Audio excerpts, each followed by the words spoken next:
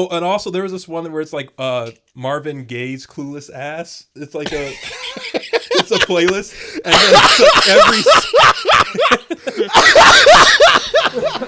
then and every song.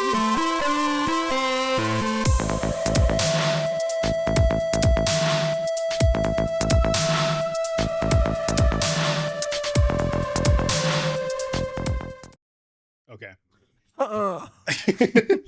So, to explain what just happened in that, what do you think happened? Let me start there. So what I think happened in that clip, because again, I'm not an avid Pokemon watcher. I've watched a good, probably the first, 250 episodes, I suppose, of the original season.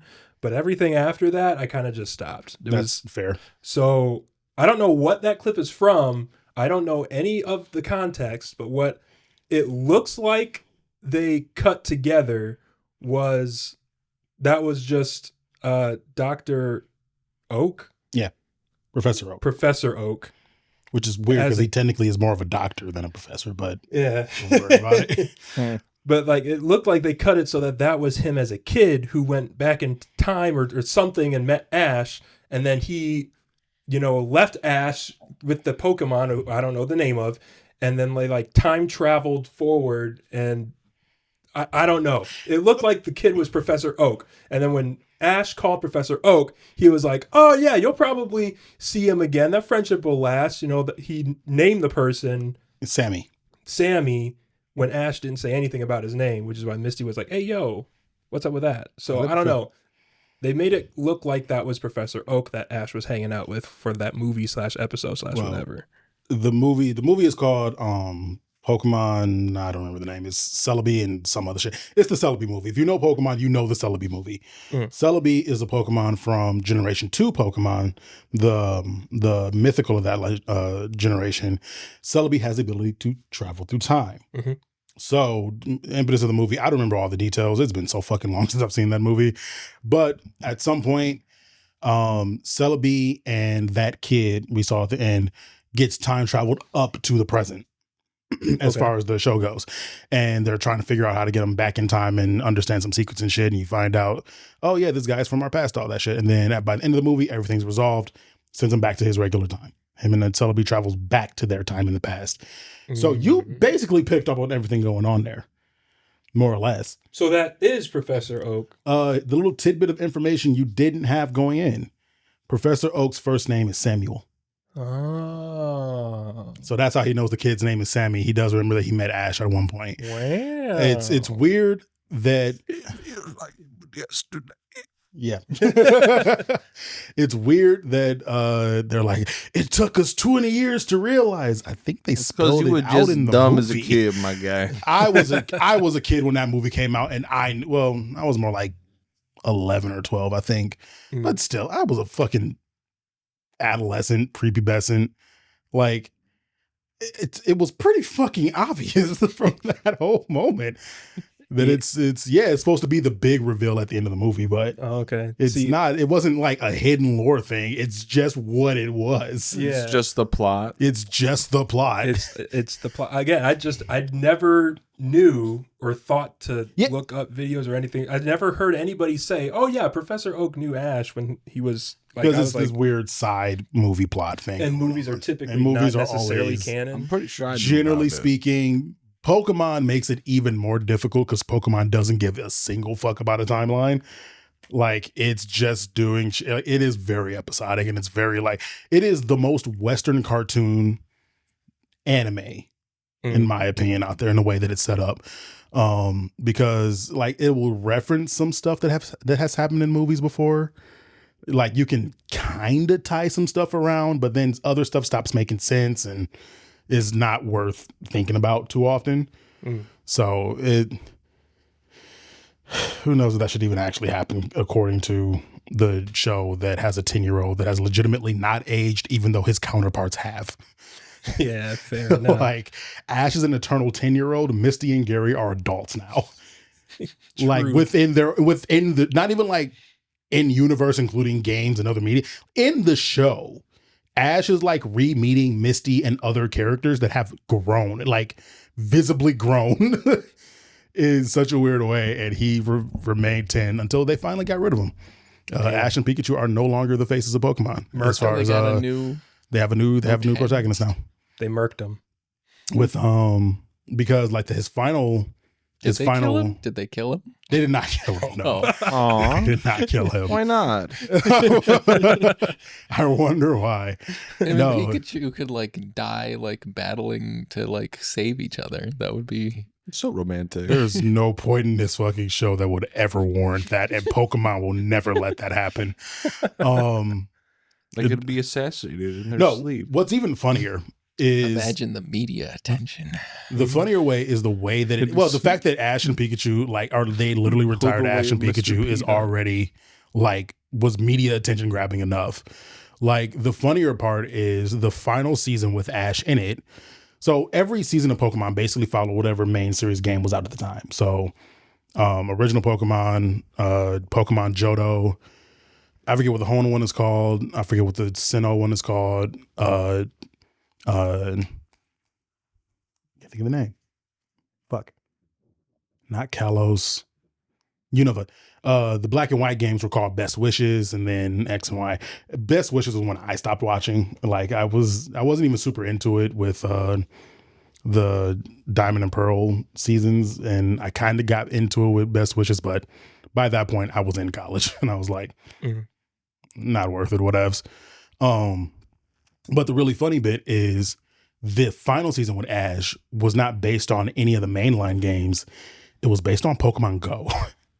Really? Yes. I say based on Pokemon Go. It wasn't like there's any storyline to follow with Pokemon Go, but the travel companion along with Ash and Pikachu was a character named Go. And so they were pulling in weird influences and shit. And then it was like, I don't know a lot of details. I was about to try and start like defining some shit and realized I don't actually know. But as far as I know, it doesn't follow any particular game, and kind of it's like kind of sort of maybe Galar a little bit and other places, but I think he visits a lot of different places and all types of shit. And then you find out it was like Ash and Pikachu's last hurrah, and they beat, and he became champion in Alola the season prior to his last one. I don't know anything that happens in the actual final season, but at the end of it, it was a super big thing that Ash and Pikachu were being retired as the main faces of the Pokemon anime. Then I remember seeing a clip or two of that final battle. It was with Charizard against Charizard, right? I think it was Charizard. Pikachu. Probably. I want to say he brought back like an all-star team. I'm telling you right now, I don't know. I remember hearing about this stuff, and all of my enjoyment with Pokemon comes from the games. Fair enough. But no, real quick, back to that clip with the Dr. Oak. It was the comments that had me laughing too. Really? Because like one of the top comments was like, bruh, this dude was playing the long game with Ash's mom. Yeah. That has been one of the longest running jokes. Like that joke is so there's one of two ways it goes. So either Ash's mom is fucking the Mr. Mime, or Ash's mom is fucking Professor Oak. Yep, both theories were addressed in Why the not comment both? section. Why not both? Thanks, Eric. You're right, but the full name is Sammy Oak, so Sam is the prof. Yeah. Part of Mr. Mime. Like the way, so they initially introduced Mr. Mime as like the stand-in maid character. He stays with Ash's mom and helps just doing a lot of work around the house. And like every time they see him, they kind of humanize him a little more.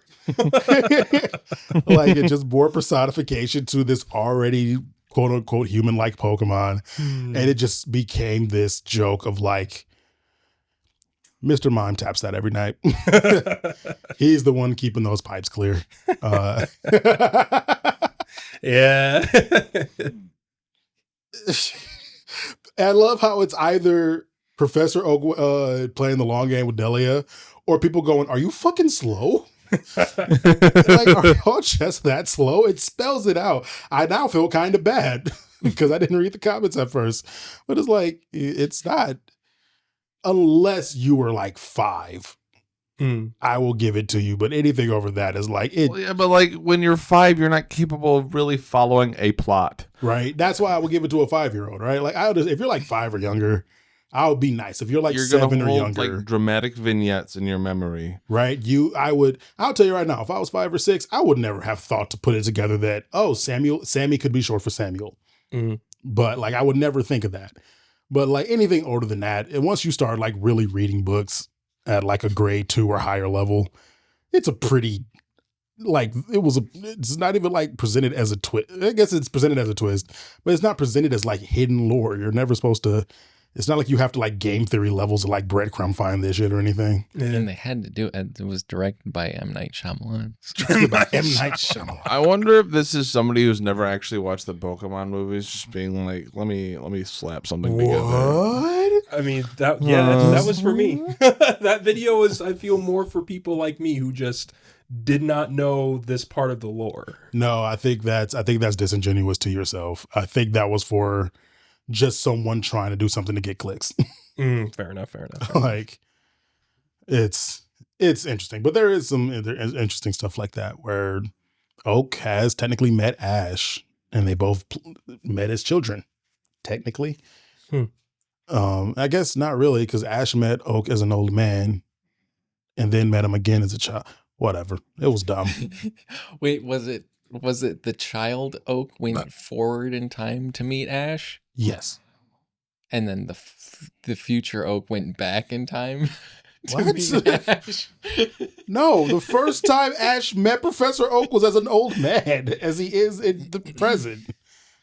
From Ash's perspective. So from his Ash's later. And then later, young Oak teleported from the past to the future. Yes. So from Mr. Oak's perspective, he met Ash first in the future. Yes. But then he traveled back in time and met him a second time as a child. Yes. But from Ash's perspective, that was their first meeting because he's in linear time. And Professor Oak keep going. is in non-linear time. He's bouncing. Because of Celia, he's going back and forth and back and forth and back. And that's a bouncing man. He's fucking Like a bouncing. what?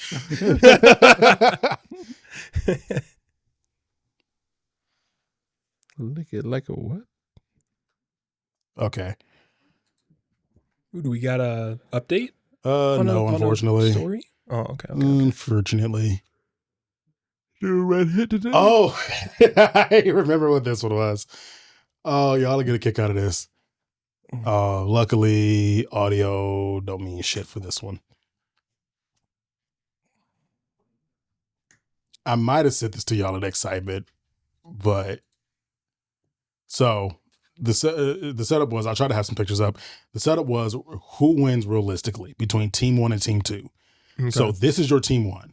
Okay. That's a powerful team. That's a pretty fucking powerful Team 1. Pretty fucking OP team. It's wildly OP. Is the second team just going to be like the Christian God? Like, Kirby. Like anyone, like listen, like anyone, if you're just listening, you can't see. We got Ashura from Ashura's Path. Wait, what's that game called? Ashura's Wrath. Sorry. Okay. Ashura's Wrath. I can't tell who the middle character is, and I can't make this widescreen apparently. Anyway, Is that like the captain dude from One Piece? No. doesn't look like him. That doesn't even look like One Piece style. Yeah. I don't Either know way, that. some OP ass character. Sukina. Yeah. Saitama, Yeah. Master Chief, Evil Superman, Ultra Instinct Goku, Dad of War Kratos, and fucking Batman. Like these nine dudes is Team 1. I think Batman is kind of No, he's cool. Batman Batman has is a plan one of to kill Superman. Okay, well, wait. Which version of Batman? Prep Time Batman. Oh, Prep. Okay. That's Batman with Prep Time. Okay. It doesn't matter which Batman it is at that point. Fair enough. This Batman has already won, and this is Dad Kratos not holding back. They made sure to like specify that. So that's your fucking Team 1. And like that is one of the strongest lineups I have ever seen. And scrolling through this, I was just looking, I was like, who the fuck could they even go up against? And I was like mid-sentence. It's like, who the fuck could they even... Oh, Yeah, I was right. Oh, You were yeah. fucking right. Yeah. It's just Kirby. It's just Kirby. And I was immediately like, oh, yeah, no, they lose. They lose hard. They lose. It is so unfair for that team to be going up against Kirby. Dude. They just lose. Even Batman with prep time. Couldn't beat Kirby. Couldn't even beat Kirby. And the fucking comments were all like... The first comment. Kirby killed gods for simply waking him up. Bro was eating them and going back to sleep in the hour. Like within the hour. Kirby killed a planet for stealing his cave. Kirby is canonically indestructible and has killed multiple gods. What are y'all on about? I was like, there's nothing fair about this matchup at all. There's nothing fair. Well, wait, what's the next one, though? To be fair, Batman with prep time could buy Kirby like a solid strawberry shortcake, which would could pacify Kirby. Kirby for a bit. Yeah. Give That them time isn't to wrong. run. Because y'all didn't say they had to beat them like through power alone. You didn't say beat them into unconsciousness or killing them. You big just brain said him. which one beats. Good big brain. Or like tournament, make him eat The something that account makes called him useless. Kirby killed a god. Sorry. Right? But like, like, I don't think the account is called that. I think you can label these weird. Yeah, you can label the picture slideshows are different for some reason. I don't know why, but I was trying to figure out who that middle picture is, but the one at the top. Yeah, we'll have to get like a zoom in on that later. I'll put like, if I find the answer, I'll put it on the screen somewhere. But yeah, like, Team 1, this is literally my thought. Oh, Team 1 has OPM and Goku and even Superman. They're basically invincible. They win this for sure. Goes to slide 2. I think it might never be, mind. They're cooked. They're cooked. They're cooked. I think it might be Dracula. Let me see. Castlevania Dracula. Sorry. I don't recall Dracula in any depiction ever having that mustache. All right, I'm reversing. This might be something One Piece related though. Do you recognize him at all? No. It's not One Piece. Yeah, it's not One Piece. It's something older. It A could lot be of Dracula. characters in One Piece are shrouded in cloaks like that, though. Yeah. So I don't. It's blame not you. totally stylistically divergent from One Piece, but I do not recognize them at all. And Same. I'll look it up later. We'll figure it out. Yeah. right now, you can't stop. But no, Somebody legitimately- said people who don't know Kirby lore will. It's like down a little bit more, but like, yeah, anyone who says Kirby loses has no idea of Kirby lore. Yeah. I was gonna say because I don't really know Kirby lore, so explain to me. Anyone who doesn't say Kirby wins 100% don't know who Kirby is. Kirby is that guy, and that's all you need to know. He's the one. No, Kirby. So Kirby's like the kind of the memery around Kirby is Kirby's this super cute character. Like he's literally a little pink blob, and he doesn't really speak. He just kind of says "Poyo" from here on out with Poyo. with his light little voice. And when you play a Kirby game, you're playing a really cute experience. Like you're not playing a crazy like experience. You're running through like these super vibrant and lush green meadows, and all the enemies around you are either like little small birds or little beetles, or they're like swords dudes, but they're swords dudes that are really like rounded and kind of squat and short and very cute. They're very plushable. They're really, really plushable. Like it's imagine Kirby and then like almost everything, every plush I have up here right now, which God, I'm a 32-year-old man. Hey. Yeah, I think you're cool. I don't have any cooler. Oh, actually, I do have a Mega Rayquaza back there. But it's like, imagine like this, but it's supposed to be an enemy. Everything up here has probably appeared as an enemy in a Kirby game, right? Yeah. Imagine like the music We too. don't know who they are. Super cutesy. Oh, Because they're from Bleach. None of us have really watched Bleach. Okay. Yeah. I got to get back on Bleach.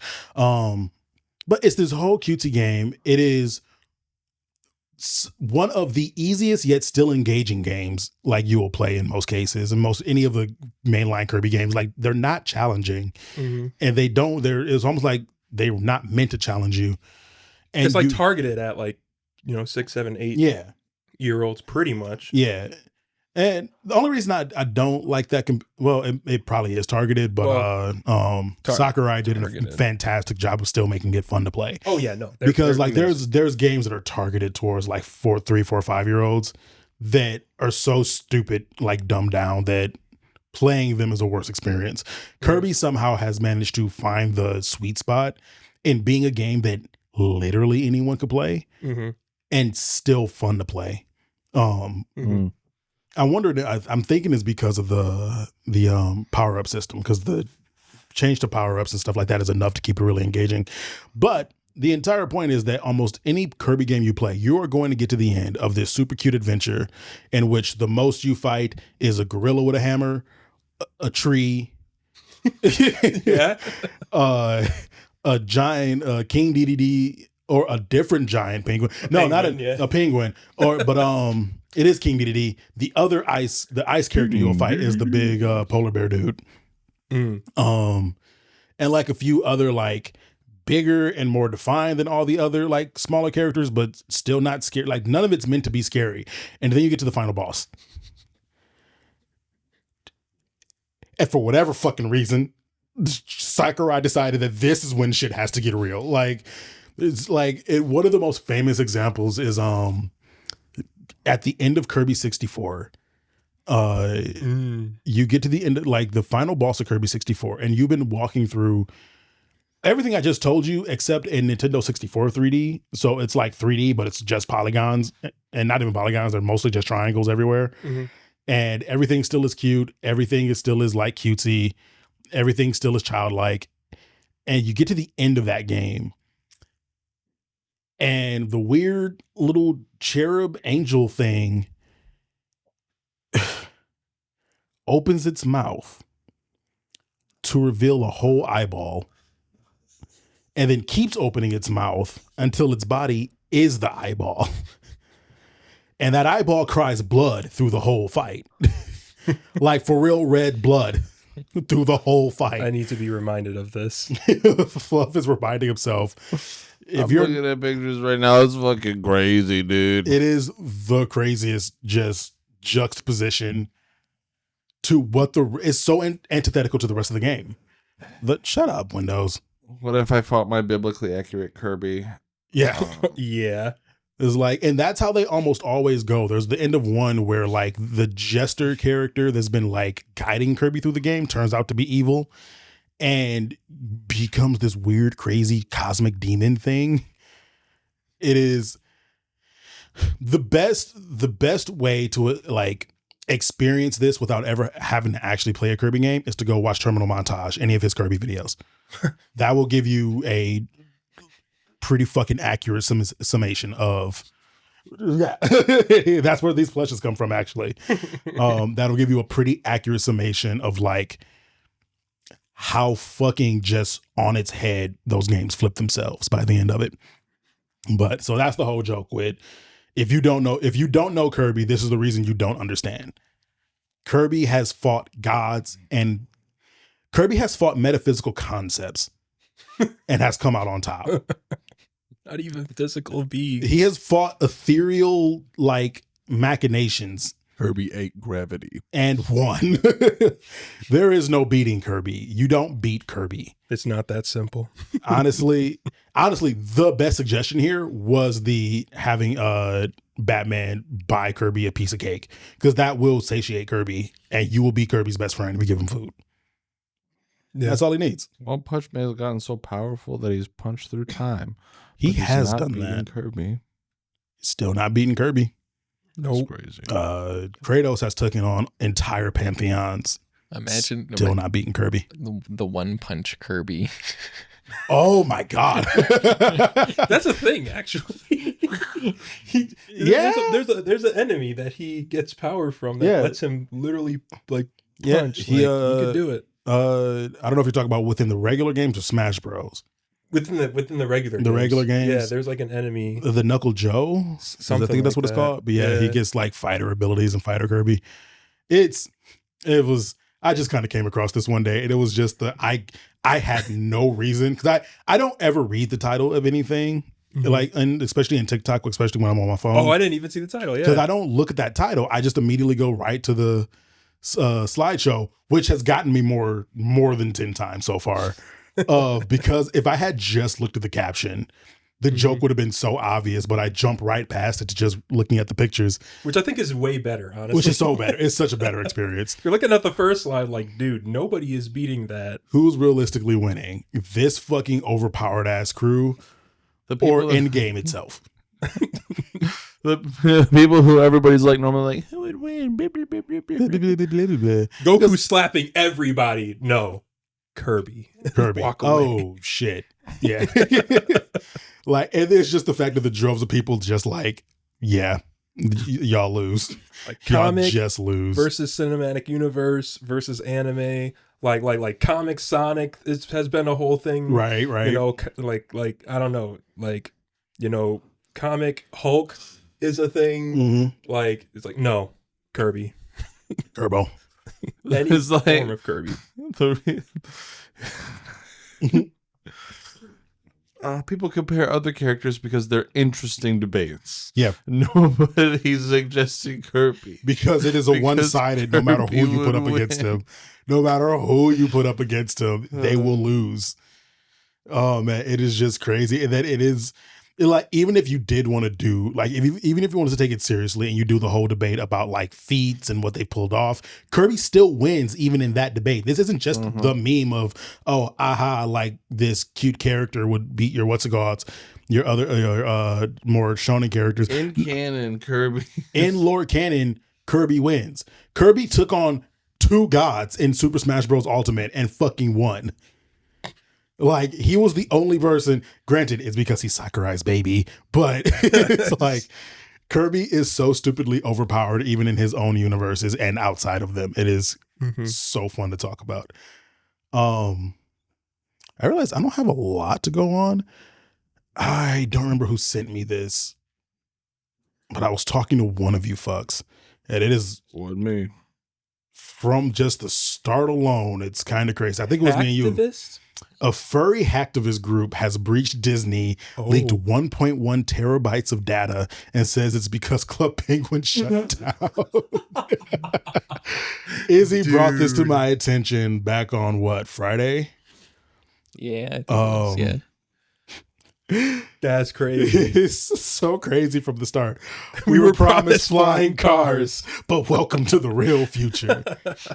So Disney has suffered a massive leak of employee and company information after hackers claimed one of its software managers was the victim of a Trojan horse malware attack. A whopping 1.1 terabytes. Oh. That's a lot of bytes. Wait. Is that a misspell? That's what I'm curious about. That's a crazy ass misspell. I think I was hearing terabytes, but maybe people were I don't know if a tebibyte is real. Oh shit. Oh, it is. Oh shit. That's a lot way more than worse. I thought it was. Whoa. Because they said it was like unreleased projects, like project files. Oh, and that means these were raw files of every movie, every 3D animation, every game, oh shit. Like message logs and emails. So a terabyte is 1,000 gigabytes. And something No, it's 1,000 gigabytes. there was something about Tebibytes is is over a trillion bytes. Wait. I don't even know. Gibby. Or there was something Some people incorrectly call this number of bytes a number of tera. a terabit, which is actually 1 trillion bytes or 1,000 gigabytes. Yeah. All right, wait. This is I still haven't wrapped my head around this idea. Same. I need a conversion 1,000 calculator right now. Trillion. Holy shit. Is that 100 terabytes? No. It's even bigger than that. I need it in terabytes. Terabytes will help me understand. I thought gigabytes would be even better. Well, a terabyte is 1 million? Actually, I guess a terabyte is close to that because a terabyte is exactly 1 trillion. This Hey, Siri. is Oh, About it's- 1.1 How many trillion. gigabytes is a tebibyte? They're equivalent, I think, Yeah, roughly. Well, because a terabyte is exactly a trillion. And then this one is about 1.1 trillion. because the tebibyte is base 2, where a terabyte is a decimal. Why did we? So even they're do- only It is only a terabyte. I retract okay. everything I said. Gosh. That made it sound way crazier than it actually was. Yeah, because I was. That's just a quarter of somebody's hard drive. Dang it. Yeah, Yeah, I was like, the one I got upstairs got 5. right. I got a 10 terabyte hard drive sitting on my Yeah. desk right now. Oh, this is less They exciting don't now. give me any storage Well- where I work. It's terrible. Anyway, That fucking sucks. You're 1.1, slacking, Disney. You're slacking. a whopping 1.1 tebibytes of data has been leaked online, including personal information and details of unannounced projects, including video games. Oh, including video games. I thought that was going to be a list. Okay. And the hackers say they're furries and cite the shutdown of Club Penguin in March 2017 as justification. The so-called hacktivist group is called Null Budge. And let me do you a favor. Don't Google that word. It's one of those fan art terms referring to a prominent groinal bulge that usually has a giant lock illustration on it. Null Budge describes itself as a hacktivist group protecting artists, rights, and ensuring fair compensation for their work. And this statement of intent is accompanied by a very not safe for work image of a lion, which emphasizes the beast package. Sounds about This right. is the timeline we live in. The group lists a bunch of things that it says makes a target fair game. These include crypto promotion, AI artwork, any form of theft, and generally anything to do with creator compensation. Disney, of course, is right in the middle of the fights around AI use, whether that's CEO Bob Iger's outspoken opposition to the SAG-AFTRA strike, fighting for AI regulation and opposing artificial likeness of actors and their voices, or the use of AI tech in the creation of upcoming projects. Our hacks are not those of malice, claimed Null Budge. Bulge. But those to punish those caught stealing, big and small theft, meet the same fate. Big talk, but on this occasion at least, it's been backed up. We'll come to how it happened shortly, but after dropping various hints and some minor leaks, Null Budge released all the data it had stolen from Disney alongside the following statement. Hi there, folks. It's us again. Yesterday, we leaked some small DB. Now we leak the big guns. Sure. 1.1 terabytes of data, almost 10,000 channels, every message and file possible dumped. Oh, shit. Unreleased projects, raw images and code, some logins, links to internal API and web pages, and more. Have fun sifting through it. There is a lot there, perfect for gathering intelligence and more. So there are like project files. Or maybe it's just project documents. I don't know. Well, if they are documents, then that actually is a lot of data of just documents, which That is. some documents could documents, just take it's up a a- few bytes. And if you've got like a game design doc or something that It only being a terabyte is kind of small. it all depends on how much of it is raw media and how much of it is Just like employee lines and files shit, like- yeah. Right. I'm a little There's, like- curious. It did mention that they have raw images, code, and unreleased projects. I would assume there's some stuff in there, but I don't know. Bet they never imagined taking down Club Penguin servers could cause this much shite. Oh, that's right. We keep having to come back to that. So how did this happen? A classic piece of Trojan horse malware that apparently was packaged up with the mod for BeamNG, a popular game often seen in social media clips that is basically about all kinds of vehicle physics and crashing things. The mod was downloaded by a Disney manager of software development on their personal computer, which also had access to Disney Slack channels, a popular corporate messaging system. Once the hacking group was in, it perpetrated a second hack on the same employee through an unknown method and began downloading everything it could. The Disney employee eventually noticed and managed to block further access, but only after all of the above data had been stolen. Okay, that explains how it would be that small. The grim element of this is the human side. This employee, who was successfully targeted, will undoubtedly face serious professional consequences, and in an unpleasant extremely unpleasant move, the hacker group went out of their way to publicly name the victim and release other personal information. Shit. But as well as that individual's life being altered, the group has obtained and released a huge amount of personal data and information about other Disney employees. This is where hacktivism gets a bit queasy, to my taste anyway. We can talk all day about Disney as a corporate or cultural entity, its role in the media landscape, and what it does well and what it does terribly, and what it should be held accountable for.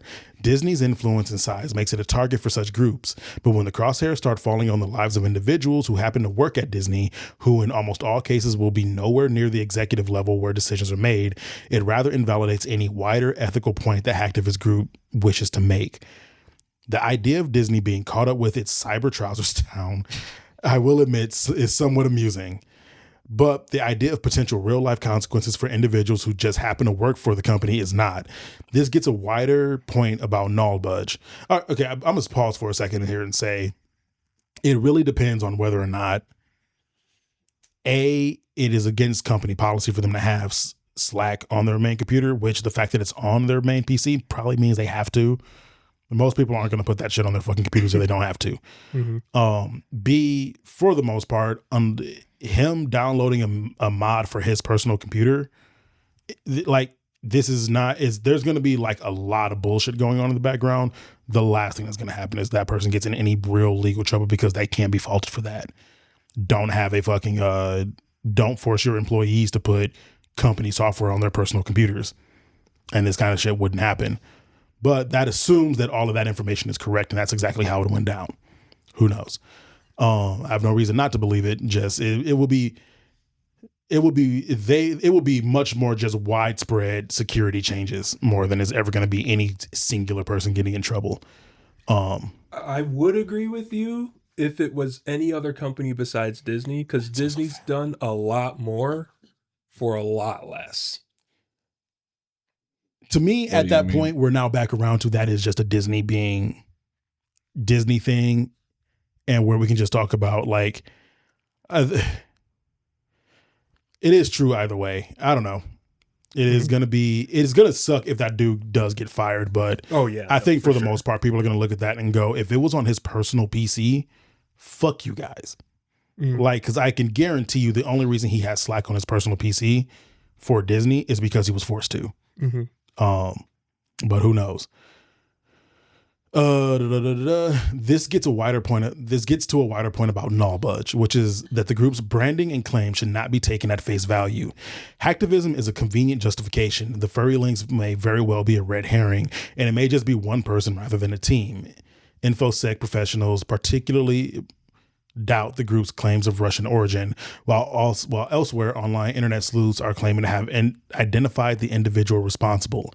As you can imagine, Null Budge's various online accounts have been swiftly nuked by Disney lawyers, and the leak is no longer easily available. It apparently includes data going back to 2019, including enormous amounts of internal communication, notes on employees and prospective employees, and presumably Null Budge's greatest prize, photographs of employees' dogs. Null Budge sent an online message to the Wall Street Journal saying it targeted Disney due to how it handled artist contracts and its approach to AI and its pretty blatant disregard for the consumer. It said the data was released because Disney was not going to respond to its demands. If we said, hello, Disney, we have all your Slack data, they would instantly lock down and try to take us out. In a duel, you better fire first. Eric Parker, a security researcher who has been following the group's online activities, told the Wall Street Journal he believes that Null Budge is not a group, but one man. He's not doing it for money, said Parker. I think this is an attention-seeking exercise. This is not the first time Disney has been hacked. Disney Plus user data was hacked several years ago, but this is fucking seriously. This is not the first time Disney has been hacked. Disney Plus user data was hacked several years ago, but this is a hack on a different scale, and while the information therein is not currently being disseminated widely, it is out there, which for the company's employees especially must be terrible. This is also not the first time a hacktivist group has claimed to be furries. Last year, self-described gay furry hackers breached one of the biggest nuclear labs in the U.S. God damn it. And demanded it began researching IRL cat I forgot this happened. Holy shit.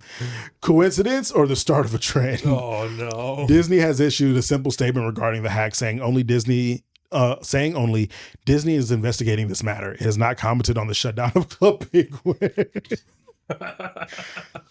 There was somebody was talking about there's a big furry convention going on, and somebody's like, do not let all of those IT people get on the same plane. God. Because we can't afford to lose that many IT people. If the plane crashes, we got to spread it out. Oh my goodness. Oh. All right. We got something here. See, so you guys are looking at my raw Reddit. Oh, okay. Ooh. And Raw. I did not pick a Reddit story, but now I'm kind of curious. I'm just like clicking one of these with the most interesting looking one. My boyfriend unmakes the bed by grabbing the first blanket he can find. He thinks I'm an abuser. I think he's disrespectful. Uh-huh. I don't want to keep playing Minecraft with my little brother. And my players don't like the rules. So that was from TwoHotTakes, which usually is a podcast that gets their content from other subreddits to read out on their podcast. I don't really watch TwoHotTakes, but I do like the compilation. It's a good little curation of content from Reddit. Mm-hmm. The other is from r/Minecraft, the one about not wanting to play with my little brother, if that wasn't obvious. And the last one is from r/D&D. How old do you think the person in the Minecraft one is? I don't have to think. I'm looking at the ages right now. They say the age. 8? They're in their 20s. Your little brother's 10. Oh, you ruined the fun. What? He was going to guess. I was going to see how close he got. 10 and 20 and 10. Whole 10-year gap. It's a decade. It is a decade. Wonder if there's a plot twist in that or something like. I'm a little curious. You know what? Fuck it. We'll read all three. The 10-year-old was a mistake. Damn. He killed my mother while he was still in the womb. I mean, that happens. Yeah. Don't be insensitive, Kenton. I'm sorry for all of you guys who've been through that situation before. All right. So this. Okay. So we're just literally about to do what I normally have to do, because normally I just scroll Reddit and you can see what catches my eye. Some of them are just dumb and don't have a lot to talk about. I don't want to keep playing Minecraft with my little brother. I created a server for me and my best friend, 20 years old, and we wanted other people to join us eventually. I decided to invite my brother, 10 years old. After we got diamond tools, we decided to set up in a nice landscape, and everyone got an area to build their houses. My best friend built a cute house, and I decided to put some effort in mine too to match up the energy of the server. However, my brother keeps building stuff with cobblestone that looks honestly horrible. Me and my friend didn't worry too much about it because it was his area, but whenever we offer tips to build better, he says that it's too much work and he doesn't want to rebuild.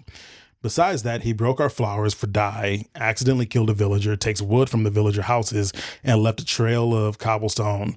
Every time I try to politely teach him the right way, but every time he comes up with something new. I don't want to kick him out because the server means a lot to him, but I don't want my best friend to get tired of him and stop playing the server. What would you do? TLDR, my little brother is annoying at our server, and I'm afraid my friend will get tired of him and quit our server. There's an update. It doesn't look like a really big one. Thoughts before we get into it?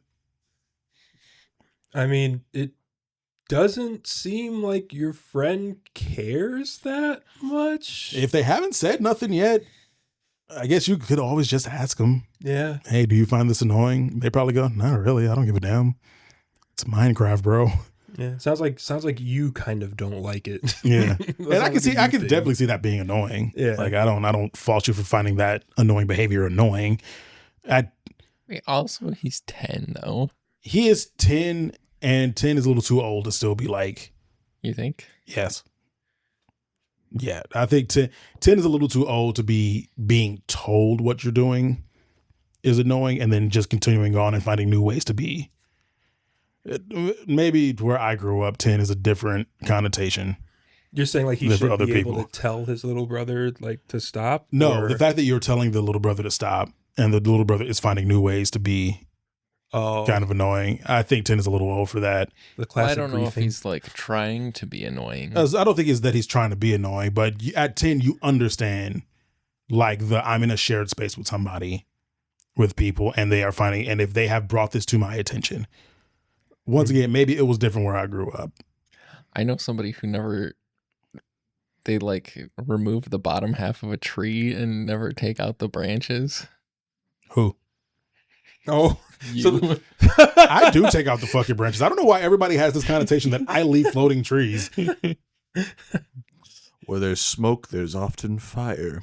Oh, well. I can start setting them bitches on fire too. We haven't played Minecraft in so long. it has been a Yeah. long time. I kind of Have miss it. you played like in the The latest updates and stuff? the larger cave No, updates? not yet. Actually, I did. One of the last few times I played Minecraft was I was trying out the update. That's crazy. It is crazy. Like the submerged caves. and, Yeah. like, they're massive. We should restart at that Minecraft server.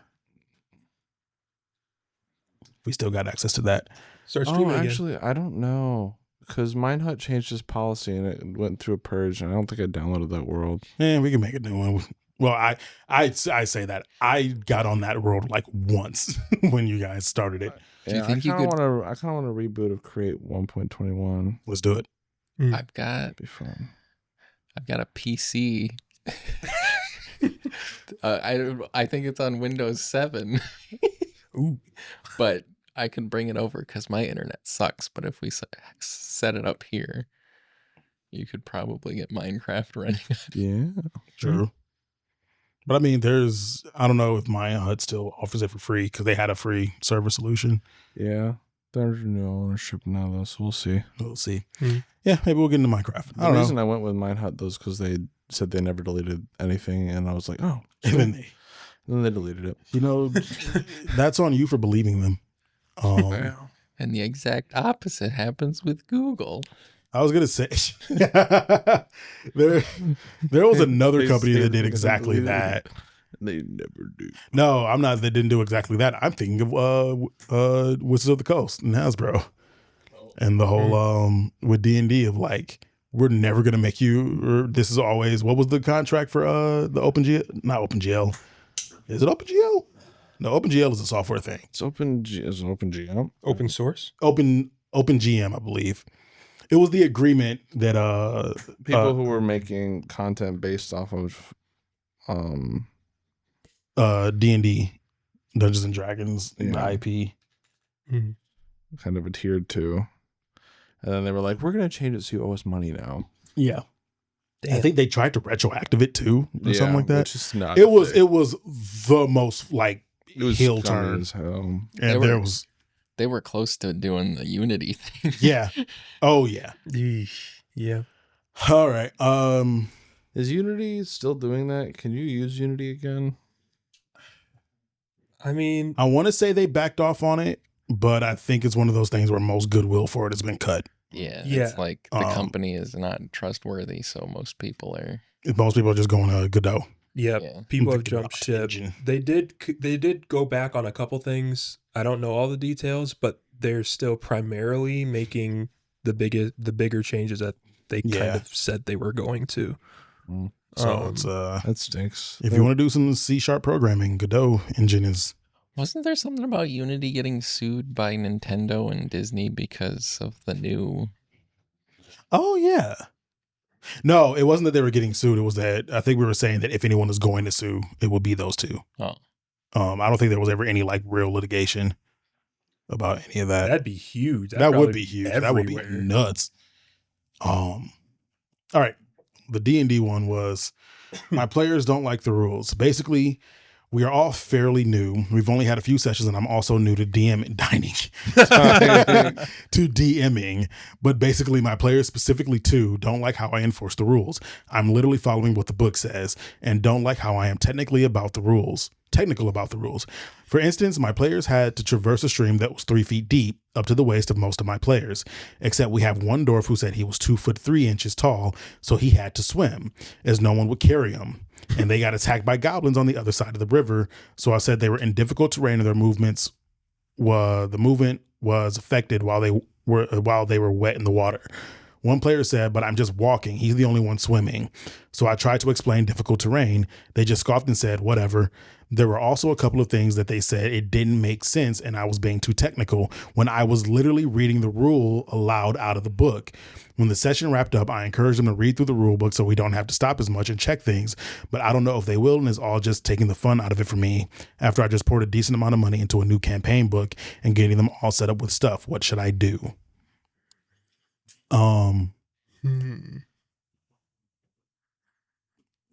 Except that your friends don't want to take that as serious as you do. Yeah. I say that as someone who is not rules technical. I don't DM rules as written. Like, that's just not my style. There's a lot of things I'm willing to fudge. I love creating technical challenge because I like doing stuff that will force problem solving or make like things like magical, because if you create technical challenge and then you give technical solutions, or you allow players to find technical solutions, that's a type of like pleasure in the play. That's a type of like low-key combative gameplay that I enjoy. But also, that is typically for more experienced players who know the rules. When you're first starting out, usually my first D&D game, all we did was roll dice. Really? Right? Yeah, we were just like, I wanted to do this. And we're like, okay, roll a d20. And if you did 20, you did great. And if you did 1, you did bad. And then you'd figure out in between. Nice. Because we were like in high school and we couldn't read. Wait a minute. Hold on. I mean, when you're 10, you should know the right and wrong. But yeah, you got through elementary school by rolling dice. But something like the rules in D&D, unless you have like an eidetic memory, right? Like, you're not gonna remember that shit. You're not gonna remember that shit. It takes experience, and like just whipping that out on somebody who's new to the game, who's still getting used to stuff, kind of sucks. But now the flip side of that is, and I don't know how old any of these people are. This person doesn't mention their age. Maybe they do in a different post on their somewhere, maybe, who knows. But they don't mention the age. So I don't know how old these people are. I assume early 20s if this person is dropping money on materials like that. The flip side of that is, you as the player, if you're playing this game, in which I would at least hope you know that the basics is that there's the player and the DM. The players and the DM, and the DM is the one who makes the rules and kind of governs how the function of the world goes. If that person goes, hey, here's the rule about difficult terrain, I'm new at this too. The only thing I can go off of is what the rule book says, how it happens and how it works. This person goes, well, you're standing in a river, my guy, up to your waist. It's difficult terrain. It's not about who's swimming or not. It's about the fact that you're in a compromised position. Being in a compromised position shouldn't be that upsetting just because you're a new player. Like, everyone had to start D&D somewhere. We all had to start D&D somewhere. I'm not going to be that upset that there's a rule to where I can stand, where I am standing, and what makes things a little more difficult for me. So on the one hand, throwing new stuff at inexperienced players, it can absolutely be a little overwhelming. And it's I imagine it was that whole getting them to encourage them to read the rule book so we didn't have to stop so much was probably more in reference to the being like scoffed and like complained at for literally reading out the rule. I mean, you're telling me that I'm too technical and I'm just reading you the manual, man. It's that thing my mother does where she wants me to guide her through something electronic, and I will literally just be reading the manual to her. And she's telling me it doesn't make sense. And I'm like, Mom, I don't know what I can do for you, dog. Well, it's because you're like, go to settings, but she doesn't know what settings is or where it is. Oh, I'm talking like, so there's the go to settings, and then I'll explain to her how to get to her settings. Oh, I see. And it's one of those things of like it's that neuroplasticity at work or the lack thereof. But it's don't get mad at me because this is the rule, man. Mm-hmm. And like I said, I say that as somebody who doesn't do like Raw. I don't do rules as written very often. Yeah, but the rules function as a little bit of a barrier between the DM and the players, so that you both have some sort of a common agreed upon ground, right? So that if you feel like the DM's being tyrannical, you can be like, hey, actually, I think that this is what the rule says about this, and I think you're kind of overstepping. I think you're overstepping. And if your player's like, I want to pull a nuclear bomb out of my ass and kill those goblins. Well, considering the story takes place in the year 2000 BC, and atom bombs have not been created yet. You only have so many actions per turn, and inventing nuclear fission is not going to fit into 6 seconds, man. But if you're doing it all the time, it would get kind of tedious too. Like, yeah. Well, that's why you want to make sure that everybody knows the rules. Right. But based on what this person has said in this post, I don't think they've done anything outrageous. Nah.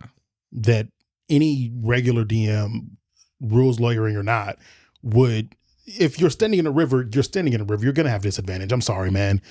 I mean, if it were that simple, like that was the interaction, but it sounds like he was looking up charts and,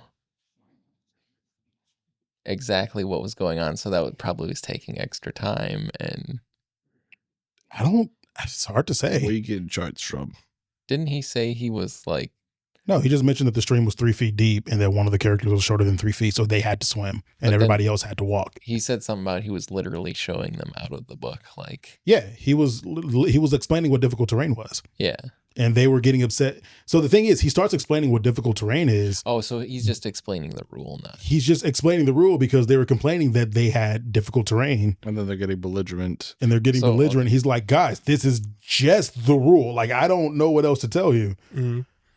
To me, it sounds like they just got mad. Have you ever been in the shallow end of a pool and tried to walk at full speed? That's not how it works. Let alone trying to fight. Right? Yeah. Like, sounds like they just got mad that they got caught off guard. Yeah. Anakin. Like, if what this person has written here is the extent of it, which very well likely might not be, who knows what else. The fact they made it a few sessions in and this problem is either only just now cropping up or has been cropping the whole time is interesting enough. But it's like, if this is like their problem, it's one of those situations of, I think it's unreasonable on the player's end, but at the same time, the kind of the social contract of D&D is, like Fluff just said, what rules are we as a table going to agree upon?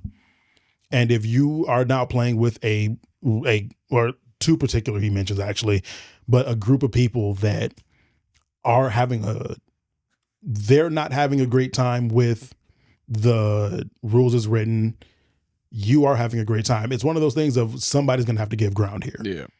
And it's maybe you pull in, you ask the other, he doesn't mention how big the group is, but whoever. He says 2 players. No, the way he writes this, I interpreted that as, but basically my players, comma, specifically 2. So 2 of his group of players is the way I read that.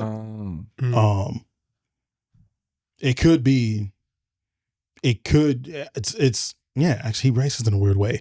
So either he has 2 players or 2 out of the group of players that he's that are being problematic. I guess I'll answer it both deeply ways. Unclear. Yeah. If regardless. It's just the 2 people, if it's both players are not having fun with this, you might have to go in and adjust your rules or accept that this just they aren't the players for you. Mm-hmm. This is their play style doesn't mesh with yours.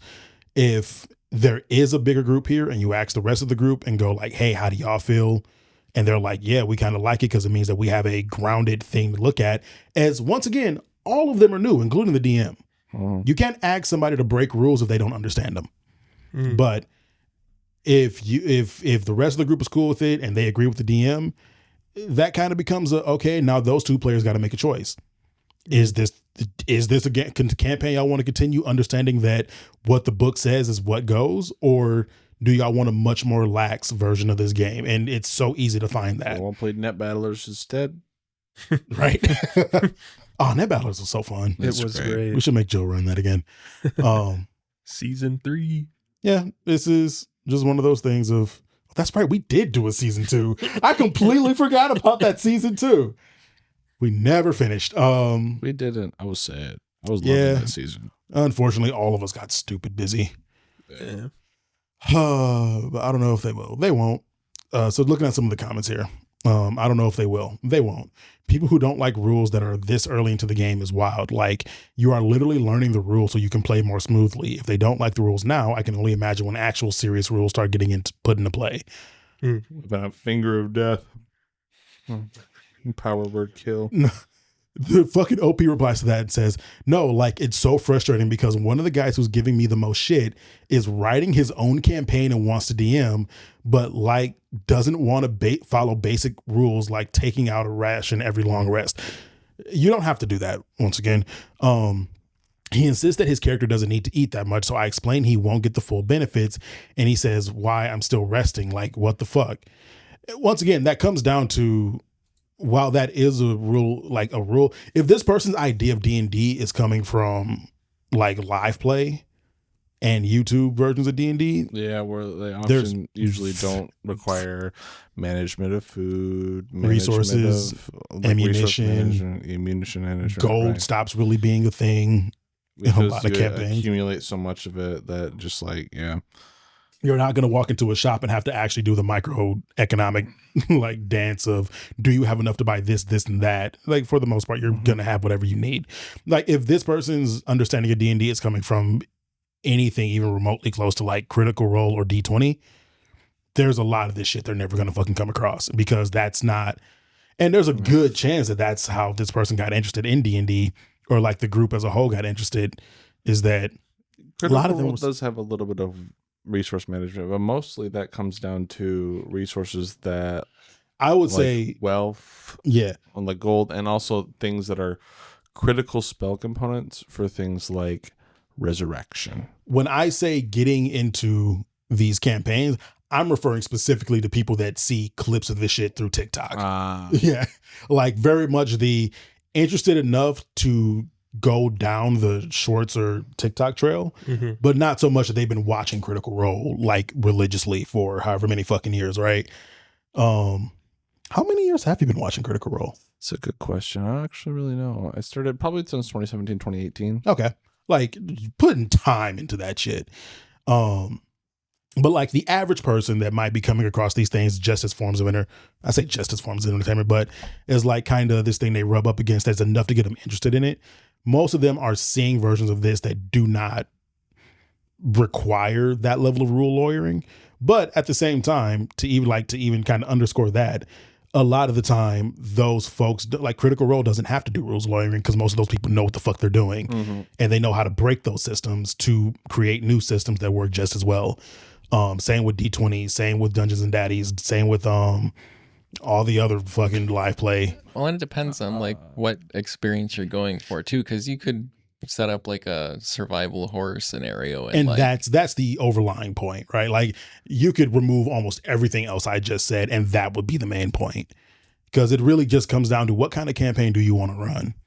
Like, do you want to run a rules heavy campaign? Then you got to just talk to them and say, hey, y'all, I know I can tell y'all are frustrated, but this is how this is going to go. So if you don't like it, now is the time to go in and speak up. Yeah. I find typically, well, unless I was running a campaign that was like survival horror where those nitty gritty details, like, are you starving? Have you had enough water recently? Enough water. That actually would be kind of fun. Let's do it. You've got 3 shotgun shells. Yeah. You got 3 shotgun shells and the fucking Yeti's coming for you. What do you do? But like, yeah, those kind of things. Actually, we should do that. We should do that. That'd be fun. Yeah. All right. But anyway, we'll do some research. You can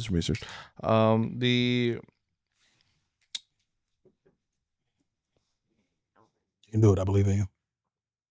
Usually, when you're running like most fantasy things, I find it tedious to track stuff like that. Very. Right. It's much easier to. First of all, things like food and munitions are typically so price negligent compared to the wealth of your players. Right. And unless like shopkeepers are gouging them intentionally, knowing that they're adventurers, like you don't. It's like it's the kind of thing that's only silvers. important in your first session 1. Yeah, like seriously.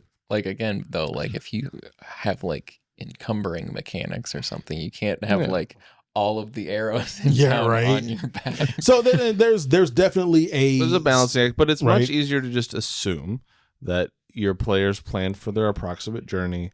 They have rations. Whenever they stop in town, they grab rations. They grab munitions that they need, and then let your players shoot arrows when they want to, right?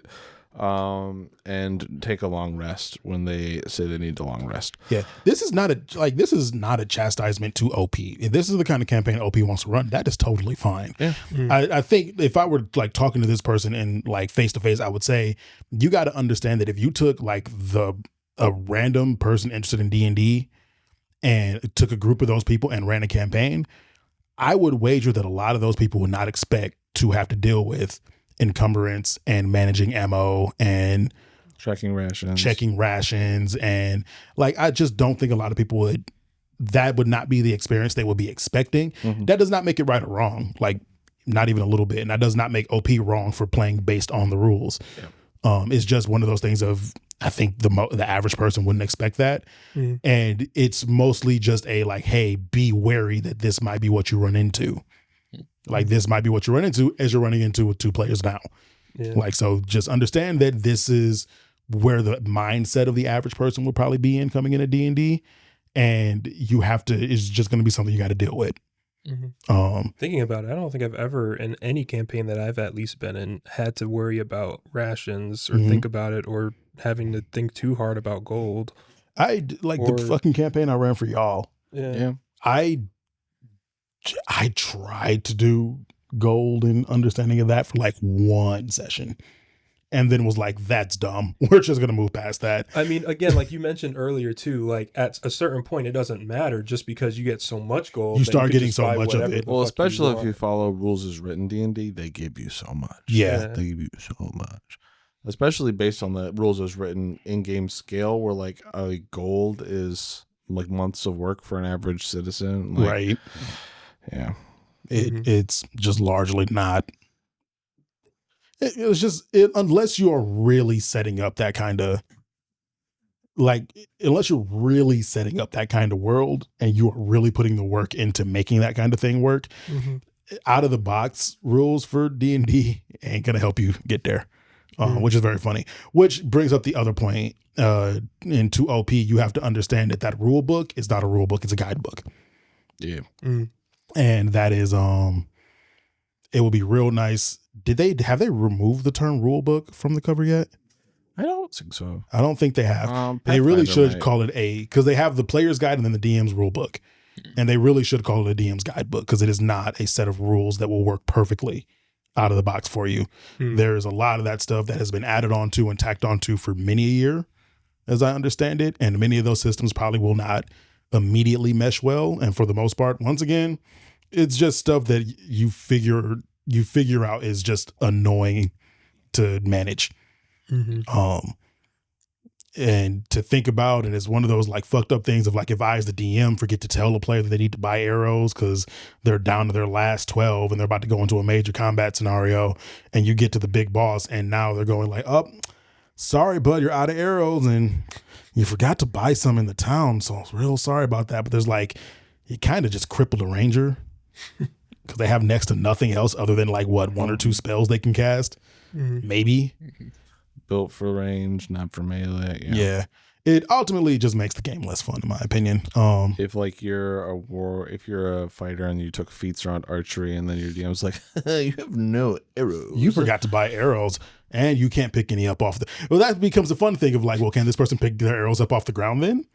Because I don't know if there's any actual like recovery mechanics in D&D when it comes to ammunition. Yeah.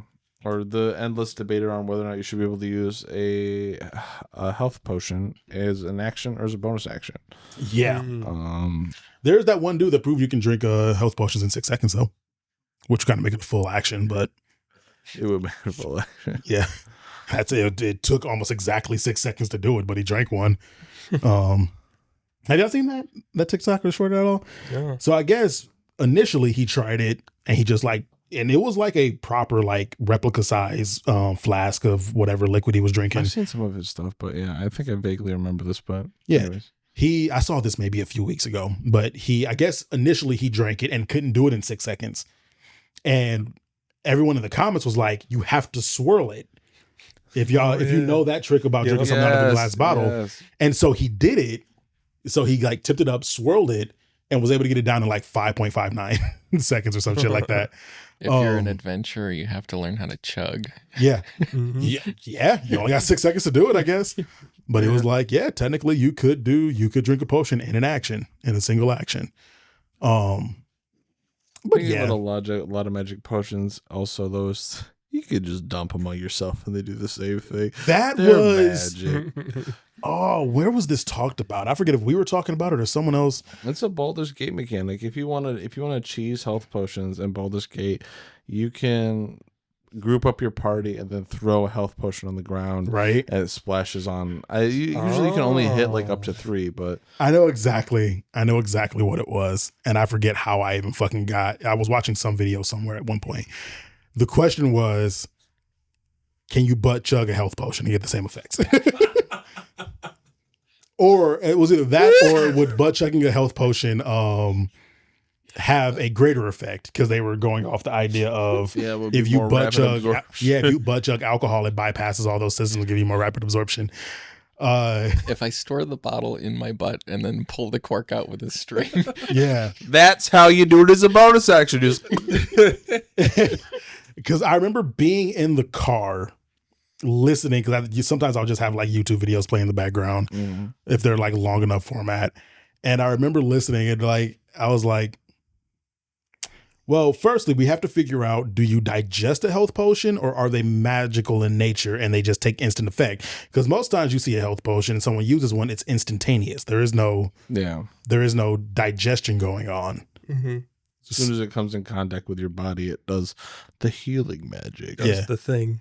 Which then raises the question of, does it have to be ingested at that point, or can you splash potion it? I mean, it sounds like you can. Imagine if rulebooks had a thing where it's like, if it's internal damage, you have to drink it. If it's external damage, you have to pour it on there. Yeah. It was like, yeah, no, that was a fun, stupid one I got into. I was just like driving. I was like, huh. You know, most like magic systems that actually examine healing magic and don't just kind of make it like the god fixes you, acknowledge that any kind of healing magic would be significantly more complicated than like what we see, unless all you're doing is being like, oh, you're boosting your body's like normal healing process to make it like happen faster. Which Sensu Bean. Ooh, thunder and lightning. I did know there was rain coming. Very, very bright in me. Yeah, OP, it really comes down to just understand that people have play styles. Not everyone's play style is going to mesh well. Then not everyone's going to take well to new different play styles.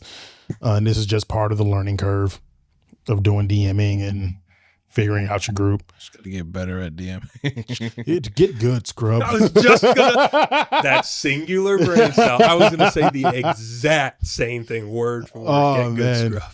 Do the Gen Alphas, do the Alphas know about the get good, scrub? Is that too old for them now?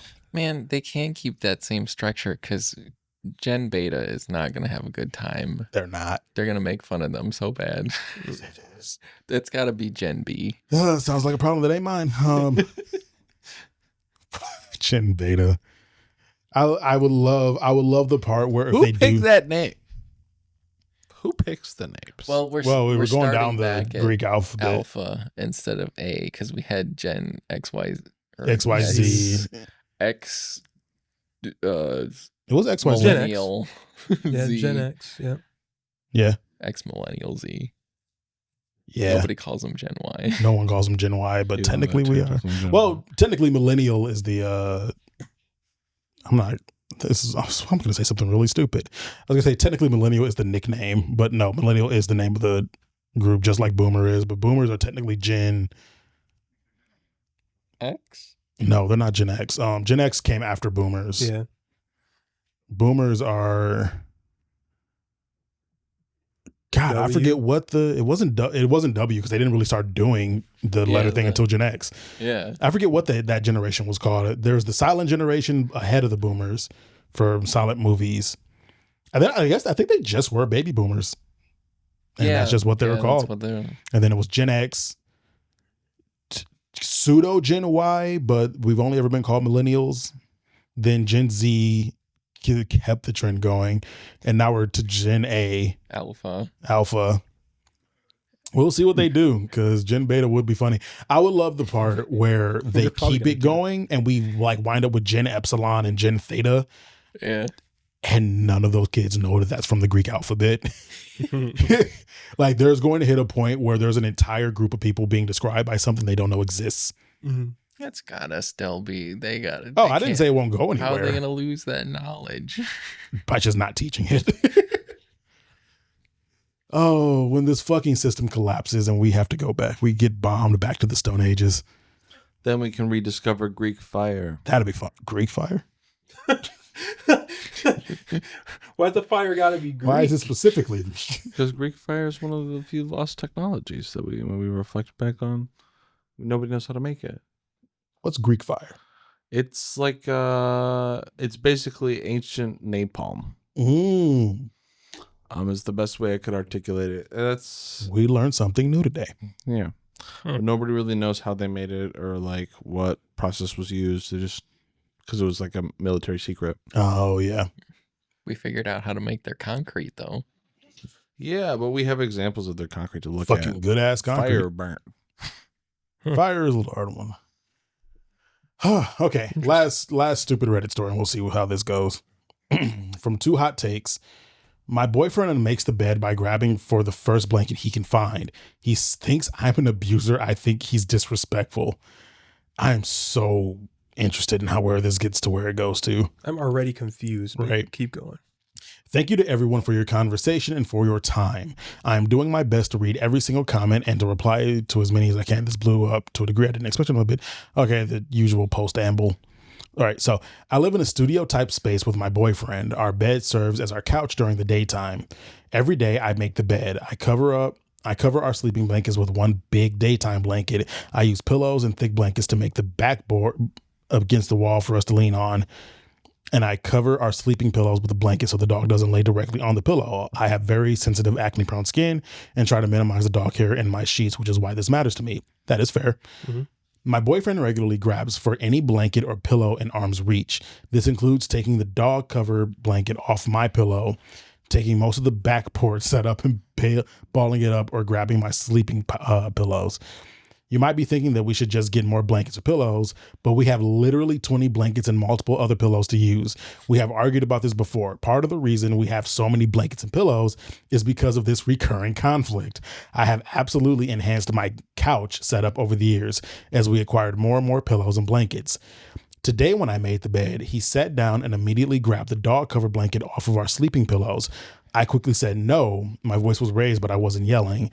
It was more urgent than angry. I immediately grabbed 2 clean blankets for him, which were 5 feet away, and told him I just made the bed and covered the pillows with that blanket for the dog. This is an edit for clarification. The only part of this exchange that could be perceived as yelling was me urgently saying no. I didn't continue to speak with a raised voice. After some silence, I asked what was wrong and if it was the blankets thing, and he tried to explain my logic once again. He became enraged that I have yelled at him once again for trying to get comfortable, that he just wants a blanket to put behind his back, and that he's tired of getting yelled at for trying to be comfortable.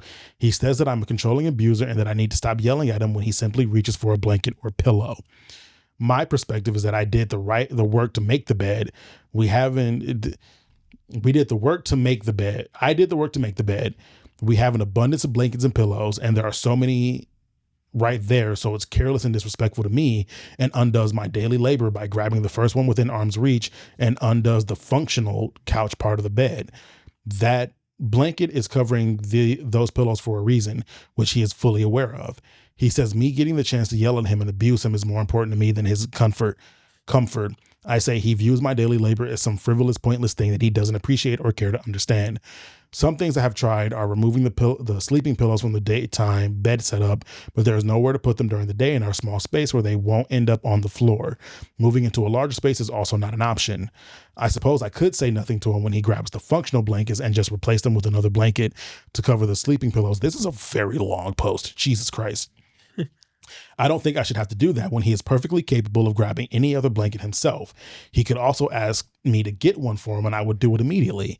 He says if the blankets aren't for us to use, who are they for? They are obviously for us, which is why I set this up every day. But us includes me, and since I'm the one doing this every single day because of my own preferences and needs, reducing the dog hair and outside clothes on my sleeping pillows and sheets for the sake of my skin, the least he could do was not undo it. There's a fucking update. Jesus, monkey fucking Christ. Okay, we'll get to that in a second. It's literally the size of this post again. Why should we be touching that shit? Holy shit, bro. Is it really that hard to just grab a unused blanket? Is it that fucking difficult? It's not that fucking difficult. Like that sounds like someone who knows. What you gotta do is the only thing what I would do is just like take all of the blankets and bury the covering blanket so far under other blankets that he can't even reach it. Well, no, that's the problem. Is that it's not he's going for that specific blanket. That's what this person's saying. That one out. He's not digging them out. So to try and paraphrase, because there is a whole thing going on here that made like a very small amount of sense. Because of their studio apartment, which if anybody watching who doesn't know, a studio apartment is an apartment with no bedrooms. Like the space your living space is your bedroom space. Mm-hmm. Usually like the only other amenities like a studio will have is a kitchen, or at least some kind of kitchen space if you're lucky, and a bathroom. That's pretty much about all the space that comes out on that. So usually you have some kind of setup in which basically your bedroom is your living room. Mm-hmm. And it sounds like this person likes to quote unquote convert their bed into a couch and create a more standard couch setup. Think of this tiny living people who were too poor to buy houses. Yeah. And so I'm going to say this person never addresses if they're male or female, but I'm just going to do that. She says, so she does the work to make up this whole, so to move the pillows and bedding around and make a backdrop and basically to create this couch every fucking day. And she uses certain blankets to cover up her sleeping pillow, which incredibly important for a lot of people. If you have really bad like skin and stuff, that's a lot of that sometimes comes from the sheets you're sleeping on, especially if you're really prone to sitting on your bed with outside clothing. And like if you're living your entire day and then laying down, going to sleep and showering in the morning kind of person, all of that dirt and grime and outside gruff is on your sheets. But yeah, so this person's concern, I 100% understand. Like there's initially like reading it, because reminder, I'm reading this raw. There's a universe where I could see where this becomes like her being a little controlling. No, this is 100% on him. Yeah. Like this is 100% like all she's asking, bro, is for you not to take the one blanket. Mm-hmm. She's not even, it's like she mentions that he takes blankets from literally anywhere. And it seems like she's not even that bothered with like the backdrop blanket or like the extra other blankets. It's literally the one where she goes, please just think of I just want my skin to be clear. For a little bit. And I love our dog, but I don't want his hair all over my fucking pillow. I'm not allergic to dogs and I don't have sensitive skin. I don't want dog hair all over my fucking pillow. Like, I 100% understand that. Yeah. And she's just like, could you just grab a different blanket, man? Mm-hmm. Honestly, to me, it feels like an act of rebellion. Yeah. Like he's intentionally grabbing it because he knows that it's the one she doesn't want him to grab. Yeah. It very much sounds like someone who's been forced to go to therapy before and is now trying to weaponize therapy terms. It's like he's not even using therapy terms. He's just being a twat. Yeah. Like, you just want to yell at me. It's like, bro, she just wants you. Even if she was yelling, even if she was yelling, it's a justified reason. Yeah. Mm-hmm. Just quit using the one blanket on this one area. If I'm giving him any benefit of the doubt of the situation, it's because there's other things going on in the relationship outside of this. Right. And where he doesn't feel like either he's not paying any rent and he feels trapped and something like that, or this isn't the only thing that she's particular about and he feels like this is a situation where he can have some leeway and blah, blah, blah. Right. But either way, just don't do that. But even with that, it's kind of crazy where it's, if this is a reliable narrator, and I know that's a giant asterisk that goes next to every Reddit story, right? Mm-hmm. But assuming what she's saying is true, if the whole thing comes down to please just don't use this one blanket, she does say functional blankets, and she asks not to do any of the functional blankets. But it's like, if y'all got this many around the house, Brody, ask her to keep it, just put an extra one down for your bag. Like, there's so many ways to go about this, but you wouldn't go about it this way if there's problems in the relationship. Yeah. And to me, it just sounds like there's major problems in the relationship. I get the strong feeling that these are a very young couple that have moved in together and are realizing they're not communicating effectively. Not communicating effectively and are learning that living with another person is a lot more difficult than you think. So to get this fucking gigantic ass update. See you in 3 years. Yeah, see y'all soon. Here's the only update I will have. So he came home and the conversation went like this. He is focusing on my having yelled, meaning the one no I said with a raised voice. He demanded, while yelling louder than I did at any point in the day, that I apologize sincerely for having yelled, which I already had and did again. I acknowledge that even a brief raise of my voice is damaging and hurtful, and that I understand he just wanted a blanket and doesn't want to be yelled at for that. I got a moment to speak without being interrupted and said that I don't understand why he chooses this blanket or my pillows when there are so many other options, that he knows I always put the blankets over the pillows because I don't want the dog on them. He told me I'm full of shit and that I always change the reason for it simply because it's a control thing. He made this claim because I have covered the pillows with a blanket even before the dog got here. Yes, I have always covered the sleeping pillows even before the dog was here. That's because I didn't like him using them as a backrest or neck rest or armrest. I don't want outside clothing, like having been in someone's car or at work or at the gym, on my face pillow. And he kept doing it anyway, just as he did now. That's what the overabundance of blankets is for. That's literally why we have the overabundance, to use for our purposes and not have any reason to use my pillow. I told him that my core reason for the blanket covering the pillows is the same. I don't want the dog on my pillow, just like I don't want outside clothes rubbing on my pillow if he grabs it to use as an armrest. So that's it. He thinks I'm full of shit and controlling and lying on purpose, and he unintentionally undoes the blanket and the pillow setup to use it because he thinks I'm full of shit and controlling because I did this since before the dog got here. And he didn't understand or respect my reasoning before we had the dog. He took it as a personal attack that I think he's dirty or gross or something, when I just don't want anyone using my sleeping pillow for various purposes other than face resting on it at night. Dump him. Dump him. Hey, general advice for the younger end, the new adults, the just coming into it, and you have your wonderful boyfriend or girlfriend and y'all are so happy together, and now that y'all are technically legal adults in the eyes of the law, you're trying to take that step more into adult. Don't move in with somebody if you don't have a backup plan. What this says to me is that this is a situation where she cannot afford to move out, and he probably can't afford to live there on his own either.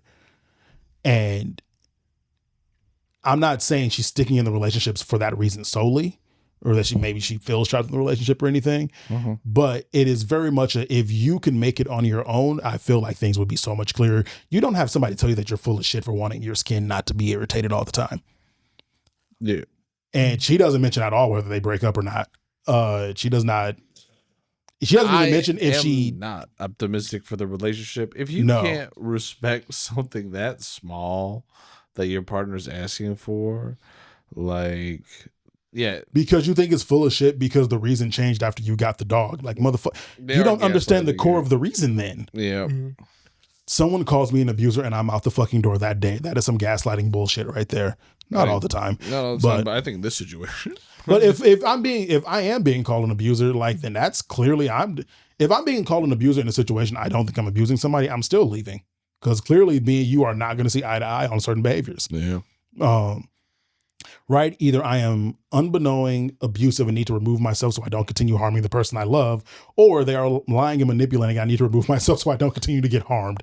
Like, that really is the only two options you got. Because they really hit the extreme panic button. They were like, abuser.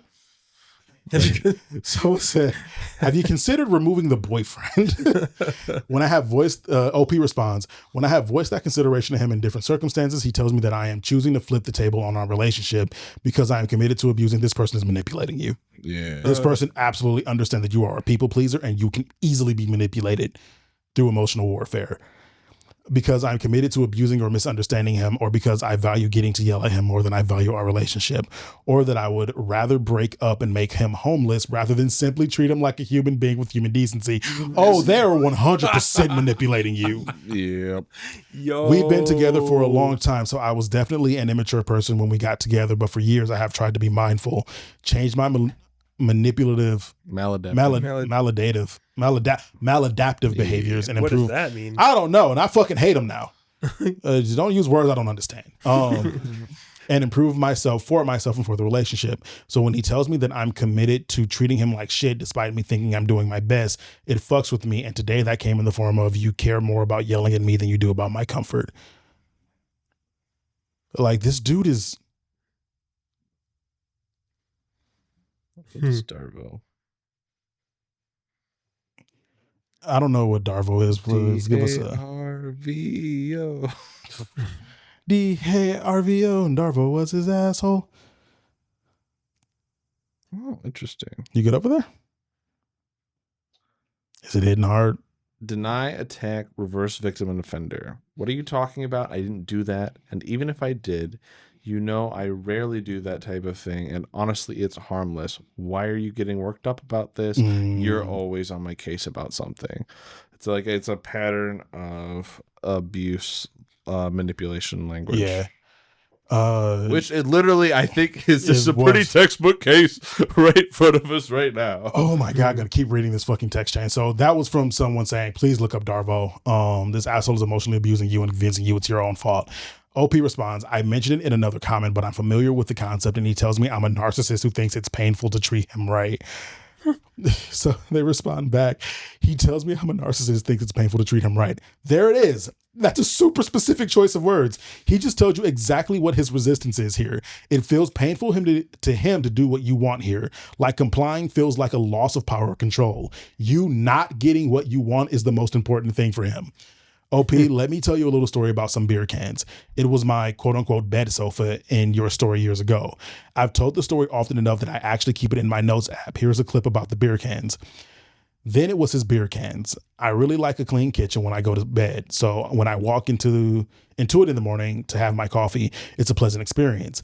I absolutely refuse to throw away his empty beer cans at night. He absolutely refused to. Oh, he absolutely refused to throw away his empty beer cans at night. He stacked them up on the kitchen counter and took them to the large can outside the back door when he left for work in the morning, if he was working at any given time. Regardless, the get this shit off my counter time was later than my morning kitchen entrance, but now I walked in every morning to that same stack of beer cans. He didn't want to throw in the kitchen.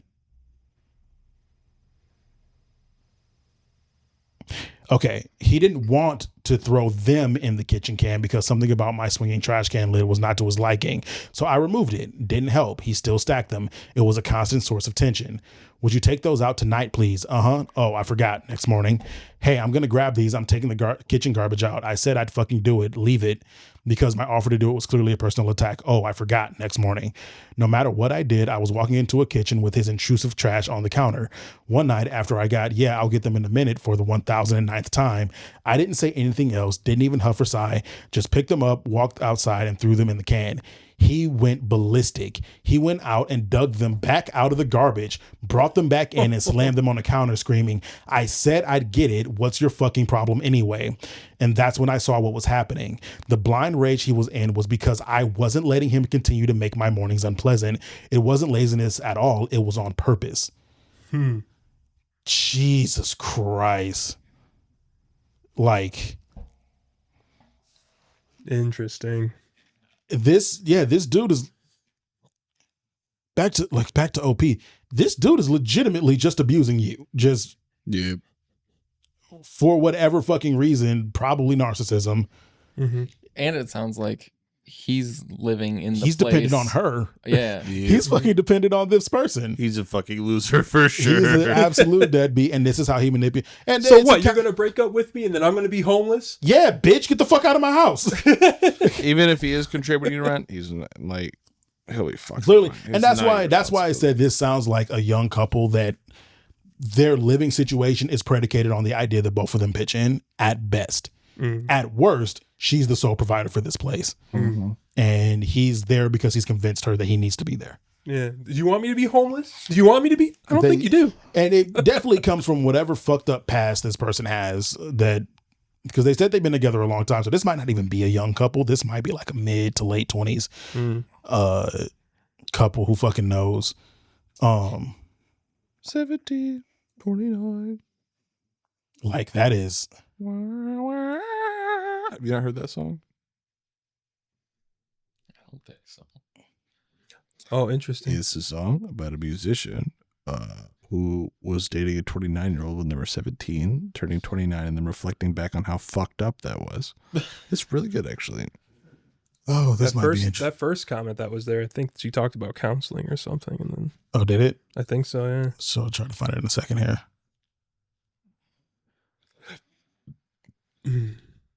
Oh, this might be a whole thing. Oh, this was another comment to that one. I just didn't see it. Look up Darvo, yada, yada, yada. Has he tried to better himself in his maladaptive behavior, or are you always the one forced to change the accommodate him? Where? Listen to your friend. She has a friend who wants to break up as well. Where's the fucking... I legitimately hate how these are structured.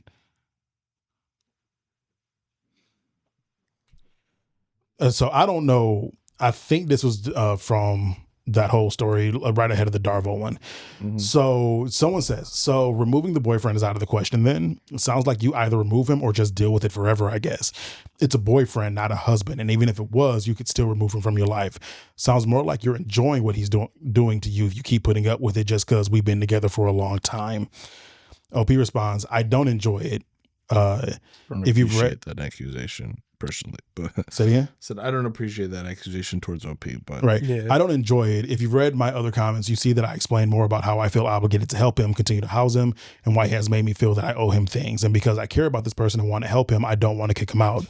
If you were in this situation, perhaps it would make more sense, and I can see it can see it. Yeah, I'm also still unable to get out from it. But to say I enjoy this is pretty fucking invalidating.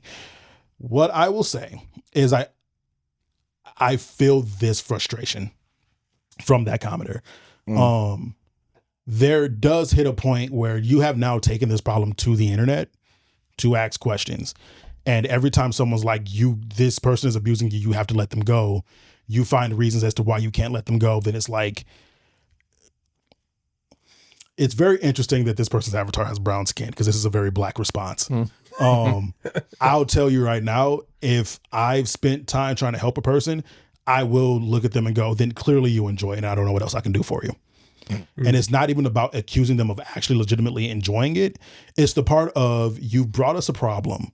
And I can't say that for this person. Maybe this person is just being a dick and telling them that they do in fact enjoy it and they're just looking for attention.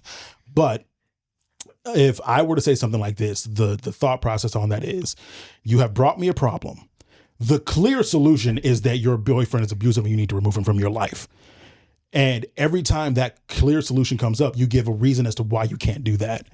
and why you won't do that and why you feel obligated to, even though your obligation to it is still based off of his manipulation. There's nothing you could have did in your past that is keeping that man around you if you were truly abusing him. That man is around you because he knows he can use you.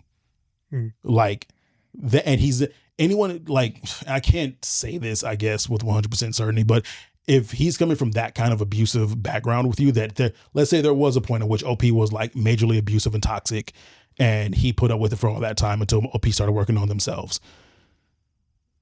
His behavior doesn't match with the pattern of behavior that abused people usually have. Like, that is not something that's easily fixed up just because OP did work, and now the whole dynamic just shifted and turned around. That sounds like at worst, it was a mutually toxic situation with two abusive people, and one of those people realized their part in that abuse, and the other person is taking full advantage of their realization. So to say that they're enjoying it, I see that more as if you're going to argue every solution we give you to fix the problem, then clearly you don't have a problem. You don't actually want to solve. You don't want a solution then. Mm-hmm. And so, yeah. Well, the solution of break up with your boyfriend to the question, how do I get my boyfriend to stop fucking with the couch cushions? Yeah, that is not the question they ask. They want True. The solution. The solution should be how they get their boyfriend to stop messing with the couch cushions. That's the solution they want. But your only solution is get rid of the boyfriend. In a situation where it's clearly like this is that's not the problem. Because it's not the problem. Even though that is the question that they started with. The problem is that this person is a manipulative asshole. Yeah, this is just one of the many things that has happened in your relationship that needs a bigger solution.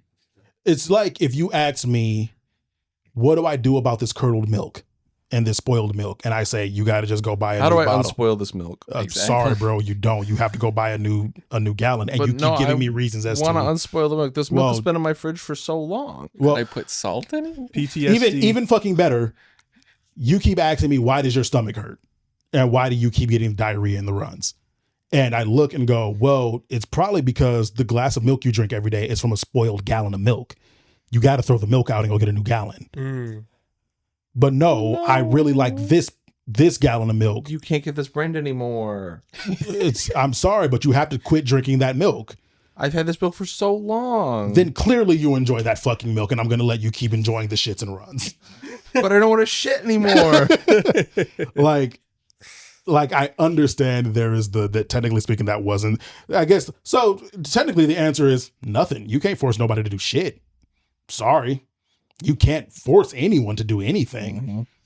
But if you want a practical application to stop the fucking hurt and suffering that you're dealing with and this constant cycle of like torment that you're going through, the real solution to your problem is to break the fuck up with this person. Nip it at the bud. Nip it at the goddamn bud. It doesn't matter.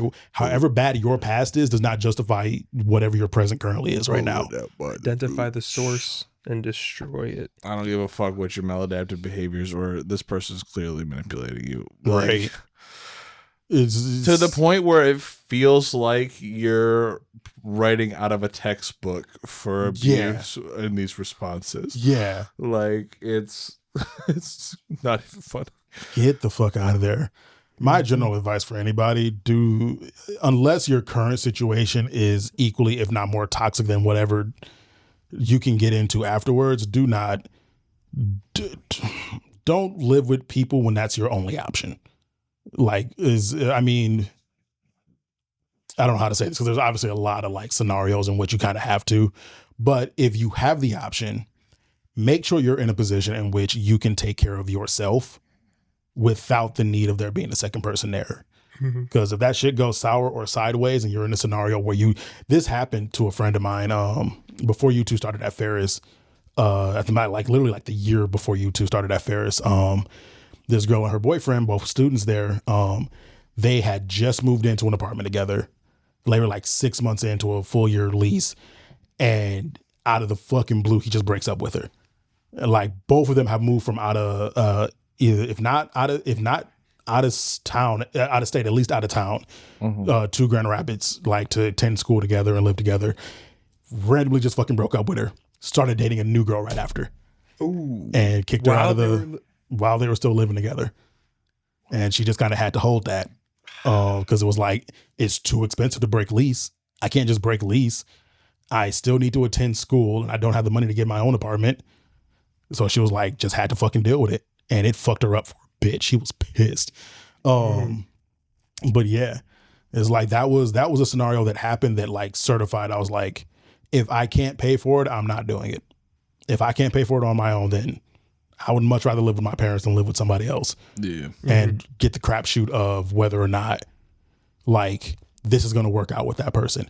Now, to wrap that back around, I say that with I had a good home life. Like living with my parents was not a toxic and abusive situation. This is not, if that's the situation you find yourself in, this advice is not for you. Do what you got to do to get yourself somewhere safe. But if you're in a safe environment, I would encourage you not to go chasing freedom by depending on someone else for it, because at that point it's not really freedom, especially if things go wrong. Well, because if you're, I mean, and I would never want to start my relationship out with the dependency off the bat like that. I guess more accurately, have not unless I was like had some sort of long-term security in this relationship. Exactly, right? Like, but yeah, I mean, a relationship is always a gamble. It is. It is always a gamble. It's the unfortunate nature of them. But it also sounds like this was a long time coming. That it's just one of those, when it starts off in toxicity, you don't know how to get out of it. It creates real wacky situations later down the road. So feel for you, OP, but you got to fucking wake up and smell that goddamn coffee one day. Wake up and smell the carbon monoxide. That too.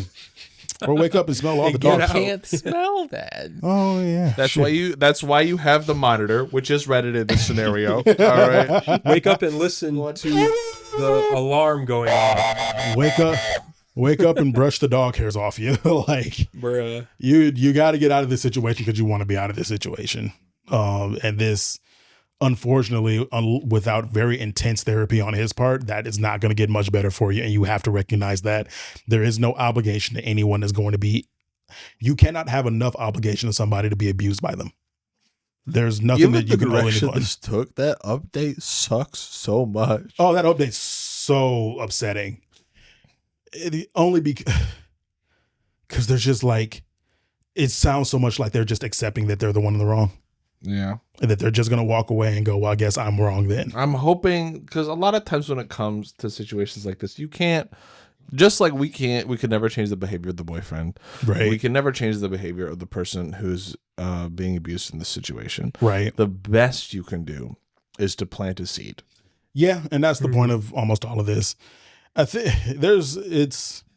I do 100% agree with that. I will say the only difference between changing his behavior and changing OP's behavior is the fact that OP is the one that reached out for answers. Yeah. Right. And they seem to be like trying to grow as a person. Yeah. Like in other areas. Like so. the OP is the one showing that they want to do the better thing and get a better situation. OP sounds like a pretty chill, cool person. I'm not going to lie. I wouldn't go that far. OP sounds like an acceptable human being. I'm not going to lie. OP sounds like they're trying. I'm not going to lie. Well, I honestly, do hope they're getting better. In my book, trying is the biggest thing because so many people don't. There's a lot of people that just don't try. People just don't. I just based on some of the comments we read from them in the comment section, they have a ways to go. As long as they're still holding on to this idea of obligation, that they're obliged to have to take care of this clearly abusive person. As long as they still believe the abuse. Yeah, you got a long way to go. And unfortunately, until you decide to do better, you had better just go on and fucking enjoy it. Because either get pleasure out of it or continue to be miserable. Like, you gotta recognize the situation that you're in right now. But here's to hoping it gets better for you. All right. Wow, I did not expect that long a conversation out of these three. I kind of expected it with this one. The blanket one, I thought I was going to be so bored with this one. I thought this one was about to be so wacky and weird. Like, I thought it was going to be the weirdest thing because the fucking comment, the title of it is so weird. Yeah, it's such a non sequitur. Yeah, like you're just like, guys, come on, it's blankets. Right? Also, it's this fact that she calls it unmaking. He unmakes the bed by grabbing the first blanket. I was like, what else is he supposed to fucking do? Like, what? How are you supposed to unmake a bed? You start with the pillows first, clearly. Oh, sorry. It was all just sleep clickbait. on top of the mattress. Oh, clickbait. I actually do that sometimes when I get too drunk. I just sleep on top of. Oh, absolutely. Like I'm not. I don't make my bed ever, so Me neither. the only way to get comfortable is to. You hooligans. We know. We talked about it already. You don't tie your shoes after you take them off. I don't have fucking laces on my shoes no more. We just. Me Oh. neither. Oh Does yeah. that mean you get some elastic bed sheets and then you don't have to make the bed? I just get a new mattress every time. You just die because you can't just get out die. of bed. Yep, can't You're have a bed. elastic day. Guess I'll die. I had technically one more thing. How familiar are y'all with Michael Jackson's music? Very. Are you familiar with the Not enough. song "Wanna Be Starting Something"? Yep. So I came across this, I'm fairly certain yesterday. The origin of that song. He wrote that song for his baby sister LaToya. I didn't know this. Oh, I guess that makes sense. Yeah. So I If guess you can't feed the baby, then don't have the a baby. I don't understand what those lyrics even meant, but I fucking love them. So I guess LaToya was very disliked amongst all of the sister-in-laws. So all of his brothers' wives and shit just didn't like LaToya for some reason, and would just lie on her and just say mean shit about her, and just be picked on and shit. And so she writes in an excerpt from an interview forever ago. One day he stopped me and said, I want you to hear a song I wrote for you because I feel so bad about what's been happening with you and the wives. Or in Michael Jackson's voice, I want you to hear a song I wrote for you because I feel so bad about what's been happening with you and the wives. The song was "Wanna Be Starting Something," which would appear on his Thriller album. Reading some music critics' interpretations of its lyrics, I had to laugh. One surmised that the song betrayed Michael's alleged persecution complex and paranoia. In fact, it's not about Michael at all. It's about the friction between me and my sister-in-laws. Someone's always trying to start my baby crying, talking, squealing, lying, saying, you just want to be starting something. My brothers are so sweet and accommodating. And that's the end of that. So yeah, I did not know that song was about LaToya, the baby girl in the family. The first comment. Man's wrote a diss track on the in-laws and it's a classic. Oh my goodness. Oh man, that is crazy. I have to listen to that song again. And like with the perspective of it being about LaToya. And Do you guys want to do it now? no. Oh, fun fact. So I put out episode 19, right?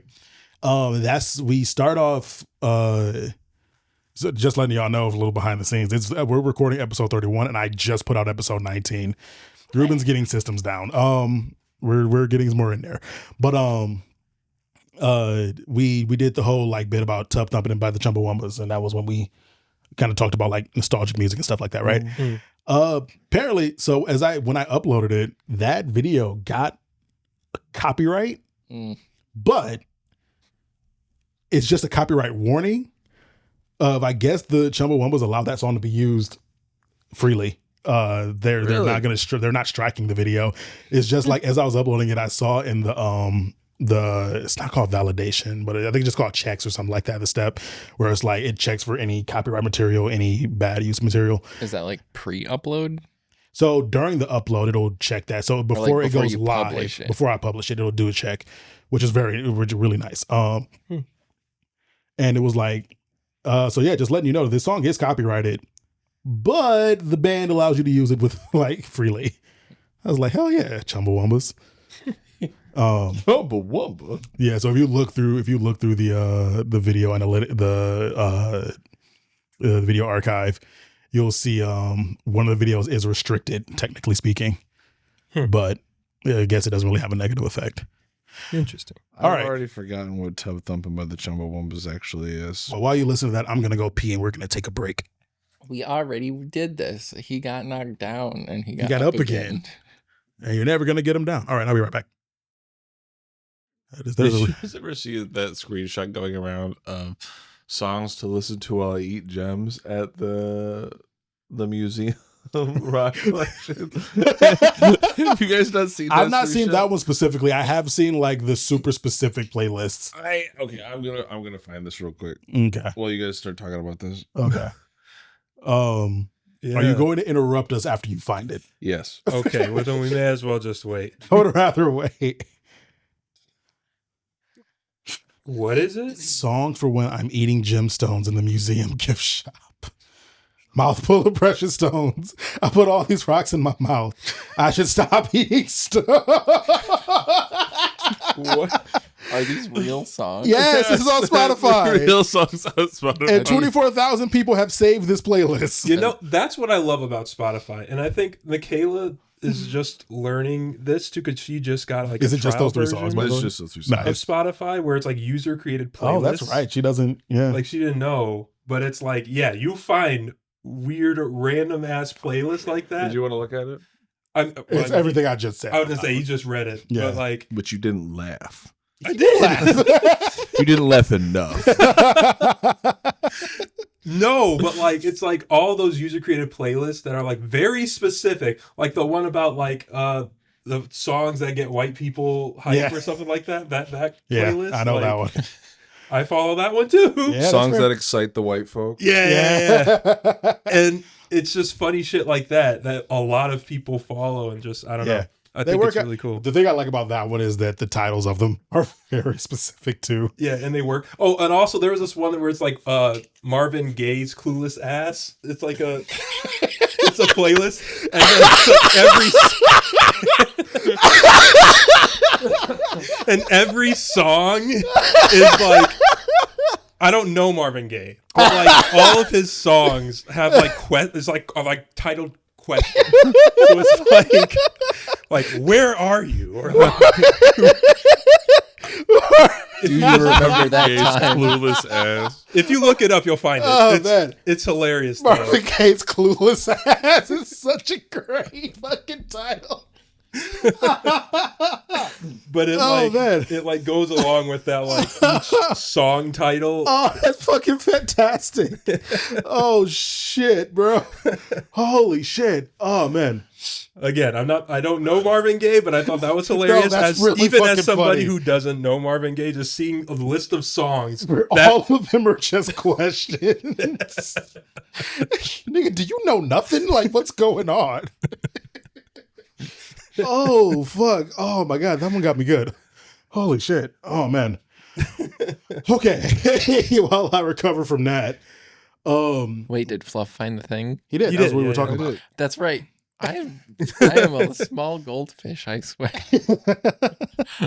Do you want to read it too? It is very funny titles. I gotta listen. I want to listen to those songs when we're done Yeah. because I'm actually very curious what those songs are like. Mm-hmm. Have you seen the TikTok videos of people creating playlists that are the lyrics to another song? So like, Oh. yeah. So like, if you took, I'm trying to think of a song that I could immediately think of the lyrics on. Okay, we'll take it. Do you want to be starting something, right? Mm-hmm. Do you want to be starting something? Got to be starting something, and it'll be like a song called "Do You Wanna," or do like it's like a song called "Do You Want to Be." Then there's another song called "Starting Something." Oh yeah, There's I've another seen song those called too. like Yeah. where like literally the title of the songs make the lyrics of a different song. Yep. Oh. That's kind of sick. I think someone did that for one of Kendrick's songs recently. I Actually. think so. Yeah. I think it might have been Not Like Us, actually.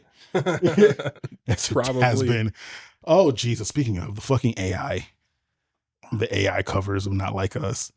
They're so good. And I'm specifically referring to this shit like the fucking Pluto does a cover of, because they just took like the audio recording of like the space audio recording of Pluto and you put that through the AI generator. Wait, And what? let it create like a fucking version. Like the sun noises, so you can Yeah. make an AI cover of the sun. Yes. Yes, legitimately. Oh. Yes. I thought Pluto was like an no. artist or something. No, Pluto the planet. Did you see the one with the water? Yeah. Even the water's disintegrating. My current favorite one is the chicken, where they literally just like record it like a chicken coop and then ran that through the generator. Yeah. And it's now this like weird thing that is chicken clucks, but they sound like the words. Yo. Oh my. No, that's not the one.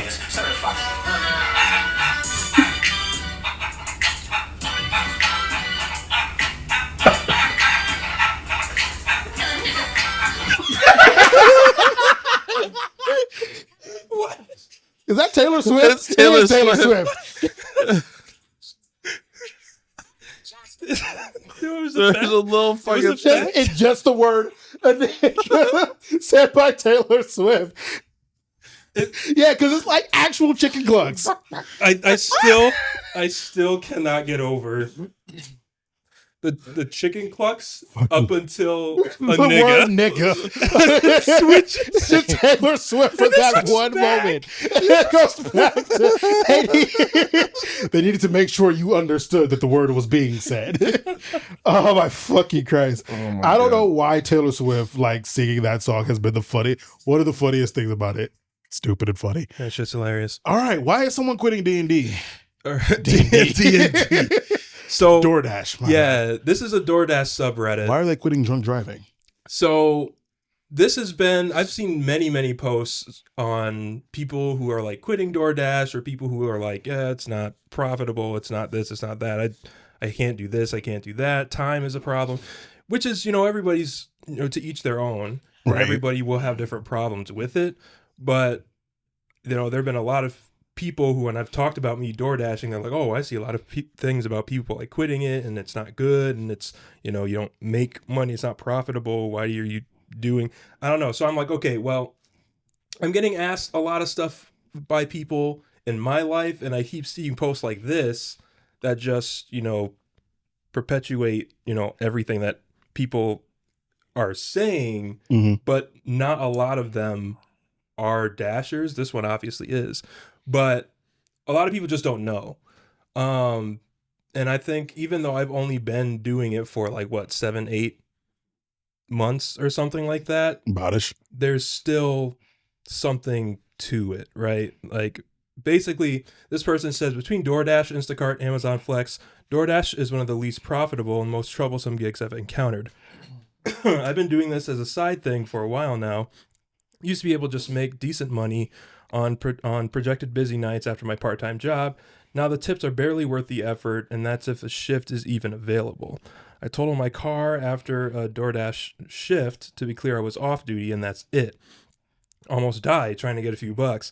I might work a few Amazon Flex shifts every now and then, and Instacart here and there, but it's really not worth it as a full-time gig, you guys. Not only that, but if you happen to let your insurance know you're using your car for the gig stuff, you will get screwed big time. This is just a rant at this point. Who knows? Maybe I'll take a few DoorDash orders for myself till they deactivate me, but seriously, DoorDash is really not worth it anymore. And again, I've seen a lot of posts like this, and I felt that it was time for me to, say my 2 cents or whatever. What? And this is me. I've never commented on Reddit ever. I don't use Reddit. I even say so in here. But I'm like, I want to say something here because I see posts like this all the time on this subreddit. And I think it's worth saying, even with someone from my experience. But oh, shit. Yeah, which is why I was like, we could just save it for next time. But I say I've been a Reddit lurker for years. I don't know how to work the app, really navigate the site or browser much, nothing. But I've seen so many of my friends read these I'm quitting DD posts that I feel I got to comment something.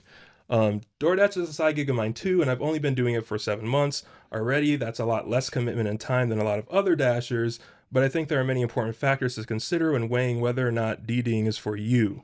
Sure, big company, big problems. DoorDash ain't perfect and it's bound to fuck up constantly. But I believe that in the right conditions, it can be very profitable, and it has been for me. And then I get into all the, The nitty-gritties the of nitty and gritties of how it's been working, at least for me in my certain circumstance, which isn't everybody's circumstances. But if all you see on these subreddits is people quitting, hating it, and having very specific circumstances shared and not other circumstances shared, then it feels like it's one-sided. Everybody is feeling this thing. right. Right. So scroll back up a little bit. Sorry, I jumped ahead. Oh, you jumped to a different one. Yeah. So yeah, I get into it. I say, first of all, zones and population is probably the biggest factor. If you only got one zone by you, so DoorDash, you just split up into different zones on the map, right? You can only dash if you're within that zone. Right. So if you only have one zone by you, or you got to travel dozens of miles to get to one, put DoorDash down. It's not going to be profitable. I live in an area where there are 3 zones connected to each other at the seams, which makes it easy to choose where I want to dash around my city. In our area, I've said before, is a very profitable area to dash because really I feel of that one feature alone, if anything. We have 3 zones sided right next to each other. Second, if you aren't trying for at least silver status, which means that you have to have a 50% acceptance rate, 90% completion rate, and 4.5 customer rating stars. Yeah. Put DoorDash down, it's not going to be profitable. So there's silver status, gold status, and platinum status, right? Obviously, platinum's the best one. You get better orders, more money for your orders. You get prioritized when you're dashing for that, and you get VIP, support and everything. But that means you're dashing more often, right? So a lot of people who comment stuff, they're not even in any of those statuses, which means they're not getting prioritized for certain things, which means you're not going to get those high paying orders, or you have to dash way longer to actually make a good profit whenever you go out. So if you're not at least trying for that silver status, put it down. It's not going to be profitable. Being in those status tiers means you typically, not all the time, but typically get offered better orders that everyone else who aren't in those tiers, don't. So just like I said, you just got to do a lot more to get in those, but it's profitable if you stay in those tiers. And then I talk more about certain things in that same paragraph, but essentially to be platinum, you got to be pulling 20 to 25 deliveries like every week, more or less, because you have to stay within 100 deliveries in a month. So it sounds like a lot, but depending on the way you dash, it may not be that much for you and your time. It depends. It probably varies, but is there like maybe an average you would say you make in a month from dashing? An average a month, that would also vary. I'd say it's easier to kind of break down in a week for me, even in a day. So in a day, I would maybe dash about 5-6 hours. And the way that I dash, because of the way I approach going about it, I typically end up making about 150 in those 4 or 5 hours, right? And again, that's due to many factors of the situation that I'm in right now. It's not going to be that for everybody because location, population, how busy things are here, traffic, a lot of other cost of gas. I don't know. There's a lot that goes into dashing, sure. But when you say 5-6 hours a day, you're making 120, right? If you do that multiple days in that week, you just multiply that up. So, if I dash 3 days this week, each day is 5 hours or so. I do that after my full-time job. Maybe I'm not doing anything those nights or something. It's okay, well, I'll dash. I'm making 300, 450 a week just as a little side thing. So that's some nice side gig money, for that time. But again, that's more me because of my certain situation, and not everybody's like that. But in this rant, again, I just continue going through, there's the zone thing, there's the tier thing, and then there's the way that you dash by offer or by time.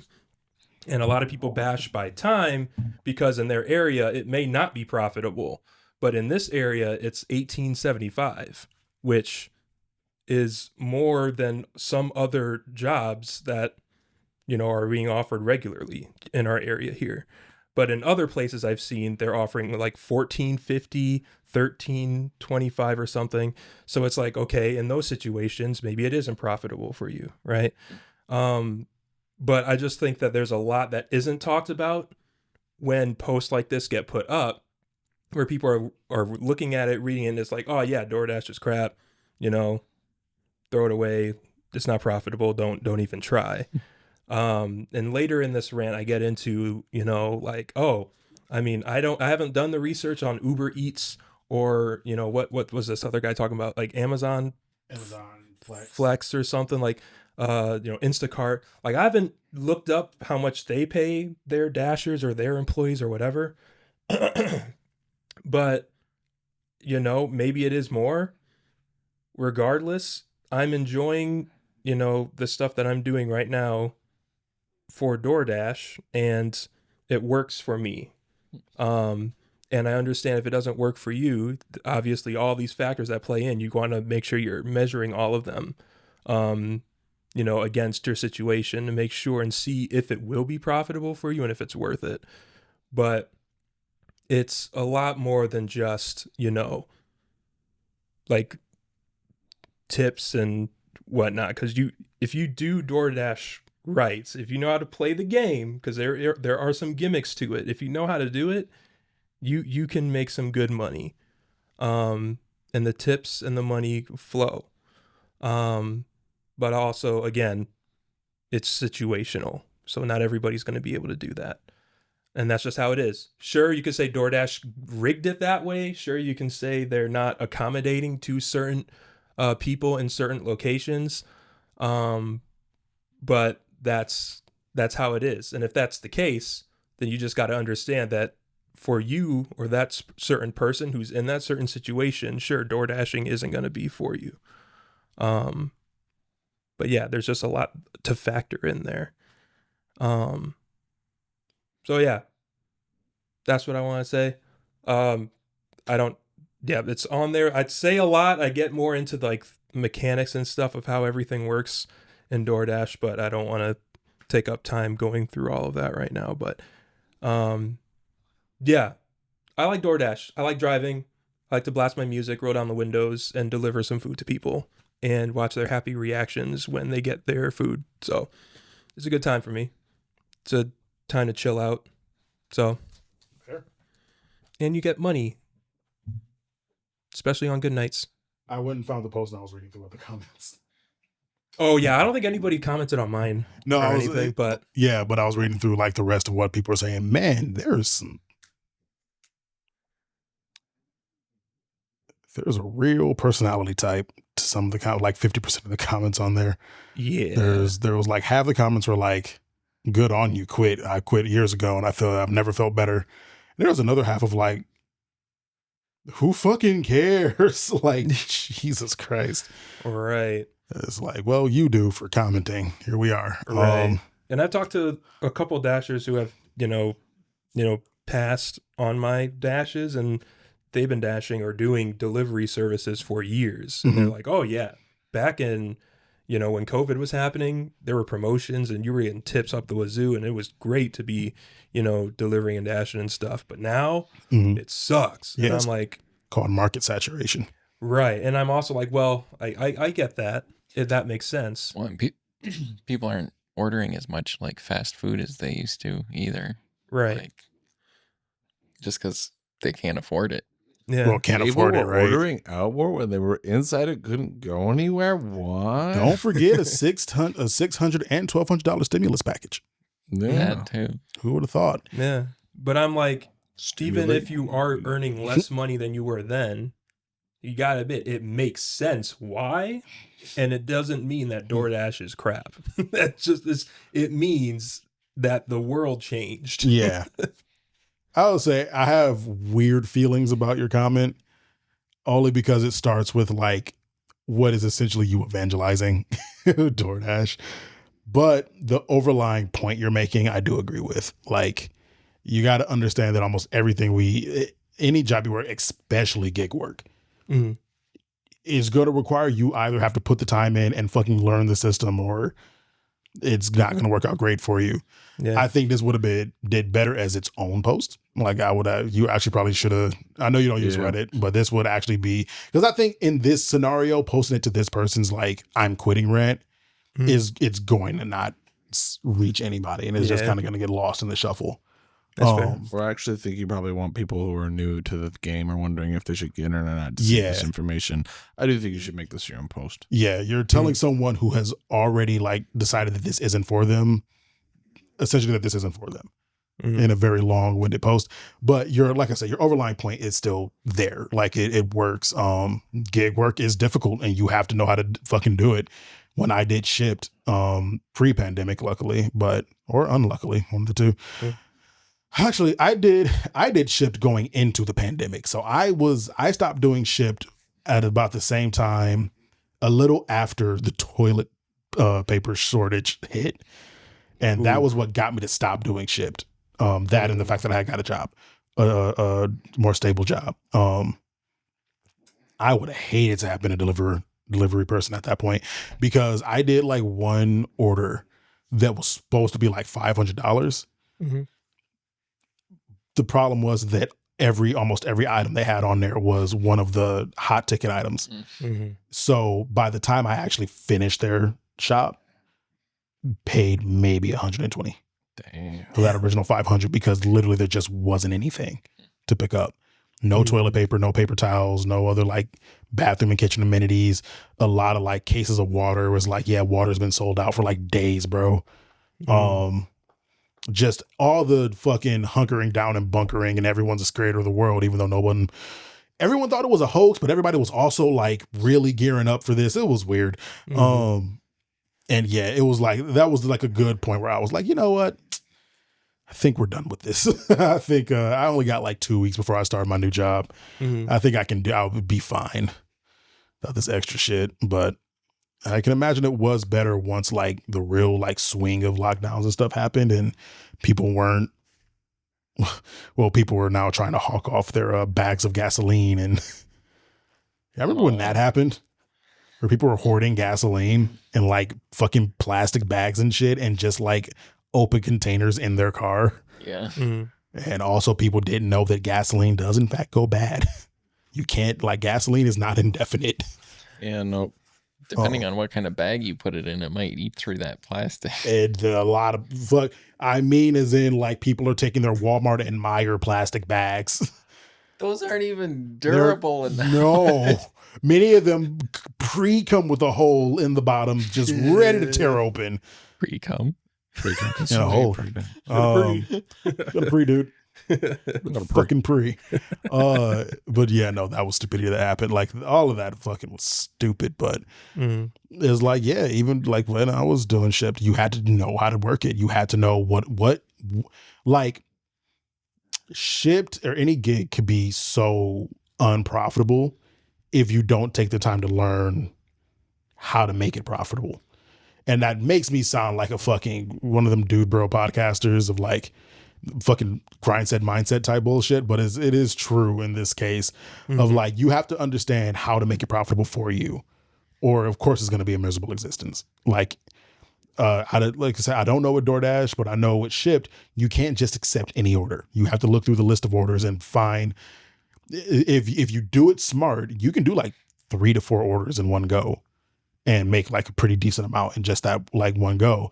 But it's like, I can't be shopping at the Gaines Township Meijer and see an order come in for someone that lives in fucking like, I've never had to go this far. One of the furthest I had to go was from Gaines Township Meijer. So like 76th Street, sorry, 68th Street to like 100th Street, like past where your mom lives. I had to go out that way down 76th Street. It was like 20 minutes just to get to the house I needed to drop this shit off at. And they gave me a decent tip, but it was still only like $20. Does it not matter what store you go to?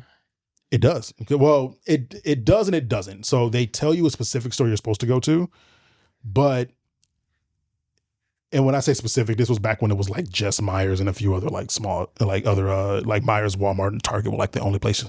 Not even Target. I think it was just Myers and Walmart at the time. But I could go and shop at a different Meijer if I could. Generally, what is in stock and the prices are based on the location. So it was heavily encouraged to shop at the one they wanted you to. And also, this Meijer was the closest one to them. Like after 68th Street, there is like not another Myers until you get to the next town. It's crazy. So it's like, yeah, I learned very quickly, you don't take that order. Don't take an order that's going to take you 20 minutes to deliver because it's just not worth it. Unless it's like your last one for the night or unless you can line up a ton of drop-offs towards the way. And it, like you mentioned all through here, is like you have to know how it works. Otherwise you are going to have a bad time. So it would be nice if gig work was not actually, I like the concept of gig work. I like something that is so easy for anyone to kind of pick up as long as you have like the basic requirements to get in. And it's not a rigorous interview process and you're competing in a field of 50 people for like 3 open spots or whatever the fuck, even though now there is like a wait list to get on DoorDash. Like I like the basic concept of gig work, but it kind of undercut and it sucks that for a lot of people, this gig work is just a means of survival. Like, that's true. But you got to be careful when it turns from something that's convenient and accessible to exploitation. Yeah. And it's kind of the point it's hitting. And I think that's where a lot of people's complaints are coming from, is that they're realizing that gig work is becoming a lot more exploitative than what it used to be. But that's where that cookie crumbles. Like you kind of got to do what's best for you, man. The original poster here. Yeah, I mean, at the end of my rant, I pretty much say the same thing. Like, I commend people who realize that this isn't working for them and leave, though, because, you know, you got to do what you got to do. Yeah. At the end of the day. Make it your own post. Yeah. I will. If you care to. I don't think it's immediately worth. Oh, well, sorry. Fluff commands you to. Then I shall. You know, when the white man tells us to do something, we got to do what master say. Yes, master. I was going to take it a BDSM direction. So still slaves and masters. More race play. Oh, no. I'm sorry. That's okay. All right. Final thing, we'll wrap up here. I'm not reading that title this time. Tsukimichi. Fluff, you got it. All right. Tsukimichi Moonlit Fantasy. I've been catching parts of the anime of this with you. Yeah. So Tsukuyomi, a god, summons high schooler Misumi Makoto. Wow, too many ums. Tsukuyomi, a god, summons high schooler Misumi Makoto to a fantastical realm with a mission to become a hero. However, the world's powerful beings are less than welcoming, unceremoniously casting him to the world's edge. With Tsukuyomi's decree that Makoto must chart his own course, the young man is left to his devices in this strange new world. It is now up to Makoto to navigate through unexpected challenges and rise to the occasion. Will he succeed in carving his own path, and in doing so, truly become the hero he was summoned to be? Hard answer, no. Yeah. Nah, I don't think so. Damn. At least based on the manga is still, it remains to be seen. The manga is fine right now. But the anime really dropped the ball, I think, on a lot of the storytelling. You know, the first season I really enjoyed of the manga, the first few chapters of the book up until we get to the teacher arc. I think that the manga is pretty good.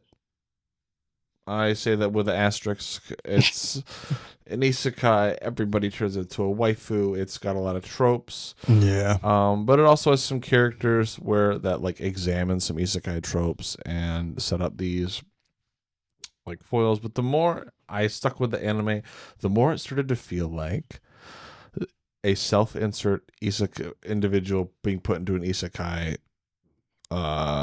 setting. Yeah. Where they were like, where it feels like they're trying to have this like indictment of normal isekai protagonists, but at the same time they're not like avoiding any tropes or giving any significant alternatives. They're like, well, my character's good because he doesn't fuck and he is okay with murder and he's kind of over it all and he's like above it and super powerful and he can figure out how to do all this thing. And like, I was drawn to this story because I thought it had an interesting power system. I thought the idea of, at a certain point, the character gains the ability to have like a separate like demi-plane where they start together a community. I'm typically drawn to stories like that. I always thought it was a very interesting idea, and they were setting him up in sort of like this a competition where he is going, where the goddess is his antagonist, and he's going to have to result in some sort of a conflict with her. Mhm. But the way he starts to navigate the different politics of the world and the way that they write some of the characters, I think really end up weakening the story later on. We'll see how, and I also think that the anime struggled because it went past where the published manga was. The classic error. Is the manga trying to keep so the manga's ongoing, I'm assuming, right? Yeah. Is the manga trying to keep the anime canonized now, or like does it seem like that? Or Well, I think they're both based off of the light novels. oh, okay. So the canon is the same, or so far at least. It's just whoever's writing the manga is doing a better job of writing it. Yeah, whoever's doing the manga is doing a better job. And I'm kind of curious to see. I wonder if I went back and read the light novels, if I would like that more. But based off how the anime went, I'm not holding a lot of hope for this. Yeah, that is not great. At least what I saw. The first season was pretty good. It was. I thought it was interesting, and then a lot of the more compelling conflicts. But then they just kind of like set some of those things to the side, and then focus really heavily. And it feels like they lose focus. Yeah. And then when they refocus, it's worse. Yeah. My assessment of it, kind of just watching the episodes was like it was trying to do Reincarnated as a Slime, but worse. If I'm thinking of the right show. Damn. Like it sets your protagonist up as like actually he's now this like businessman turned like capital ruler. I don't think he ever gets to like being like the ruler of a nation or anything, but he's like literally he's like he's a capitalist. He's doing it like he's creating a functionally very profitable company that employs, and his whole deal is to unify all of the races, and so that everybody can work together. Mm-hmm. Like it was one of those things where it was like an immediate parallel to Reincarnated as a Slime, yeah. And it just was doing it worse. Yeah. The conflicts a lot of times can feel really convoluted or not make exact sense. Character motivations are weird. There's the whole like common versus non-chosen language thing going on. Yeah. Which I also thought was a interesting conflict. Yeah. But this isn't the one where they summon two guys and he doesn't have any powers and the other guy has like some exceptional power. And this is the one. They discard the one guy at the edge of this forest and he purifies the forest. I've been watching that one. Yeah, that one is is it different? Are there more that are just like the setup? Yeah, it's very chilling in another world with something where the main character basically falls in love with that fox. Yeah, the wolf girl, whatever. Yeah, which one is it? Chilling in Another World. Tier 2 world, something like that. Yeah, I just finished watching that the other day. Lame. The dub finished. Chilling in Another World with level 2 super cheat powers. Yeah. It's the stupidest. It say super cheat powers? Yeah. Oh, yeah. I thought it said super cheek powers. I was like, damn, so level 2 super cheeks. And this is not that. Yeah, no, this is a different thing. No, it's just the exact same setup. Yeah. Yeah. Oh, man. Because I was reading I read was like 61 chapters of that one. You're like, oh, this is pretty good. Yeah, no, this one is same setup, but worse off later down the road. That one was okay. Yeah. It gets kind of. I can't remember if I finished or dropped this one. I wouldn't be surprised if you dropped it because it does have some of the themes of like, harem a little bit. The waifu I think that's just a given with I don't know if you can isekai. find anything without Good luck. isekai Good luck. It definitely isn't riveting or anything that's, making any advancements in like the isekai I put realm. it on hold after 30 chapters. Fair. Yeah. I think I remember this one pretty well, actually. Yep. Yeah. Yep. Disappointed. Oh man, it's a hot tan skinned character with white hair. Yeah, he's different and edgy because he's an ogre or something like that. Of course he is. But yeah, it's not that one. That one is. I remember some flashes from like the latest great conflict that they were going through. Is fine. Fair enough. I might reread it at some point because I don't remember a lot from it. I've got like 100 other ones I'm reading right now. Fair. But yeah, this one doesn't pay off what I would want to see for it to like be good, or at least to adhere to its own ideals, if that makes sense, right? Because a lot of the writing like sets it up to be like, oh, we're gonna examine the tropes of what it means to be in an isekai. Like they set up, they have two other heroes who are going through their own separate journeys, right? And who have their own separate struggles. One who sucks, one who's redeemable, and then we've got our MC who's defining character feature. When you say the one MC sucks, is it the one that like basically falls in line with the evil faction, or the one that's playing his role a little too well? So the white hair one. Yeah, the white hair dude. The double chromatic eye because he created his perfect self and character creator. His character creator, he has two color eyes. Like literally, he spawns in and the goddess goes, "I'll even give you a character creator if you're become my chosen hero." And he gets to literally design his own character. But it's middling. Too bad. It wasn't a great show. I remember watching it. Just wasn't hooked by it. Yeah, no, I was watching it. I was like, oh, I remember loving the first season. And then I was like, oh. Well, that's that. Read the manga. Don't watch the anime. At least past the first season. Yeah. Maybe not even the first season. We'll have to get back to you on that.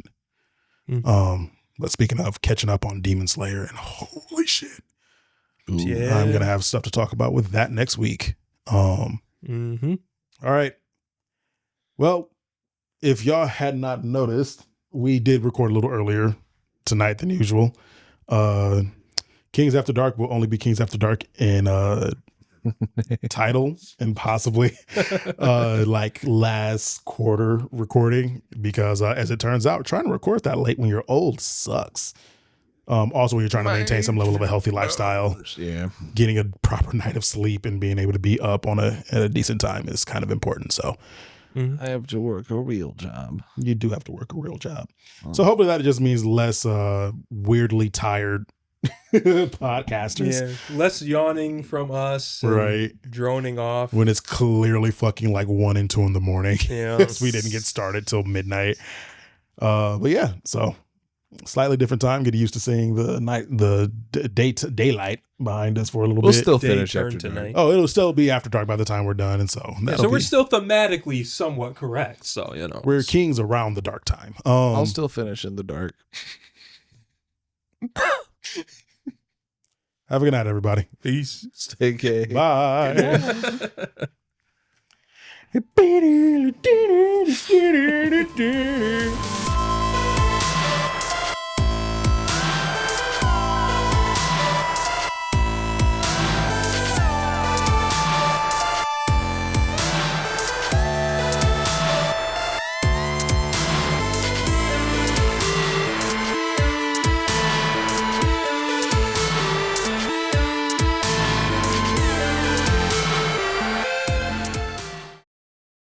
Poopy pee pee. Poopy poopy boy. Who's my little poopy goopy boy? No, not the goopy, not the flow.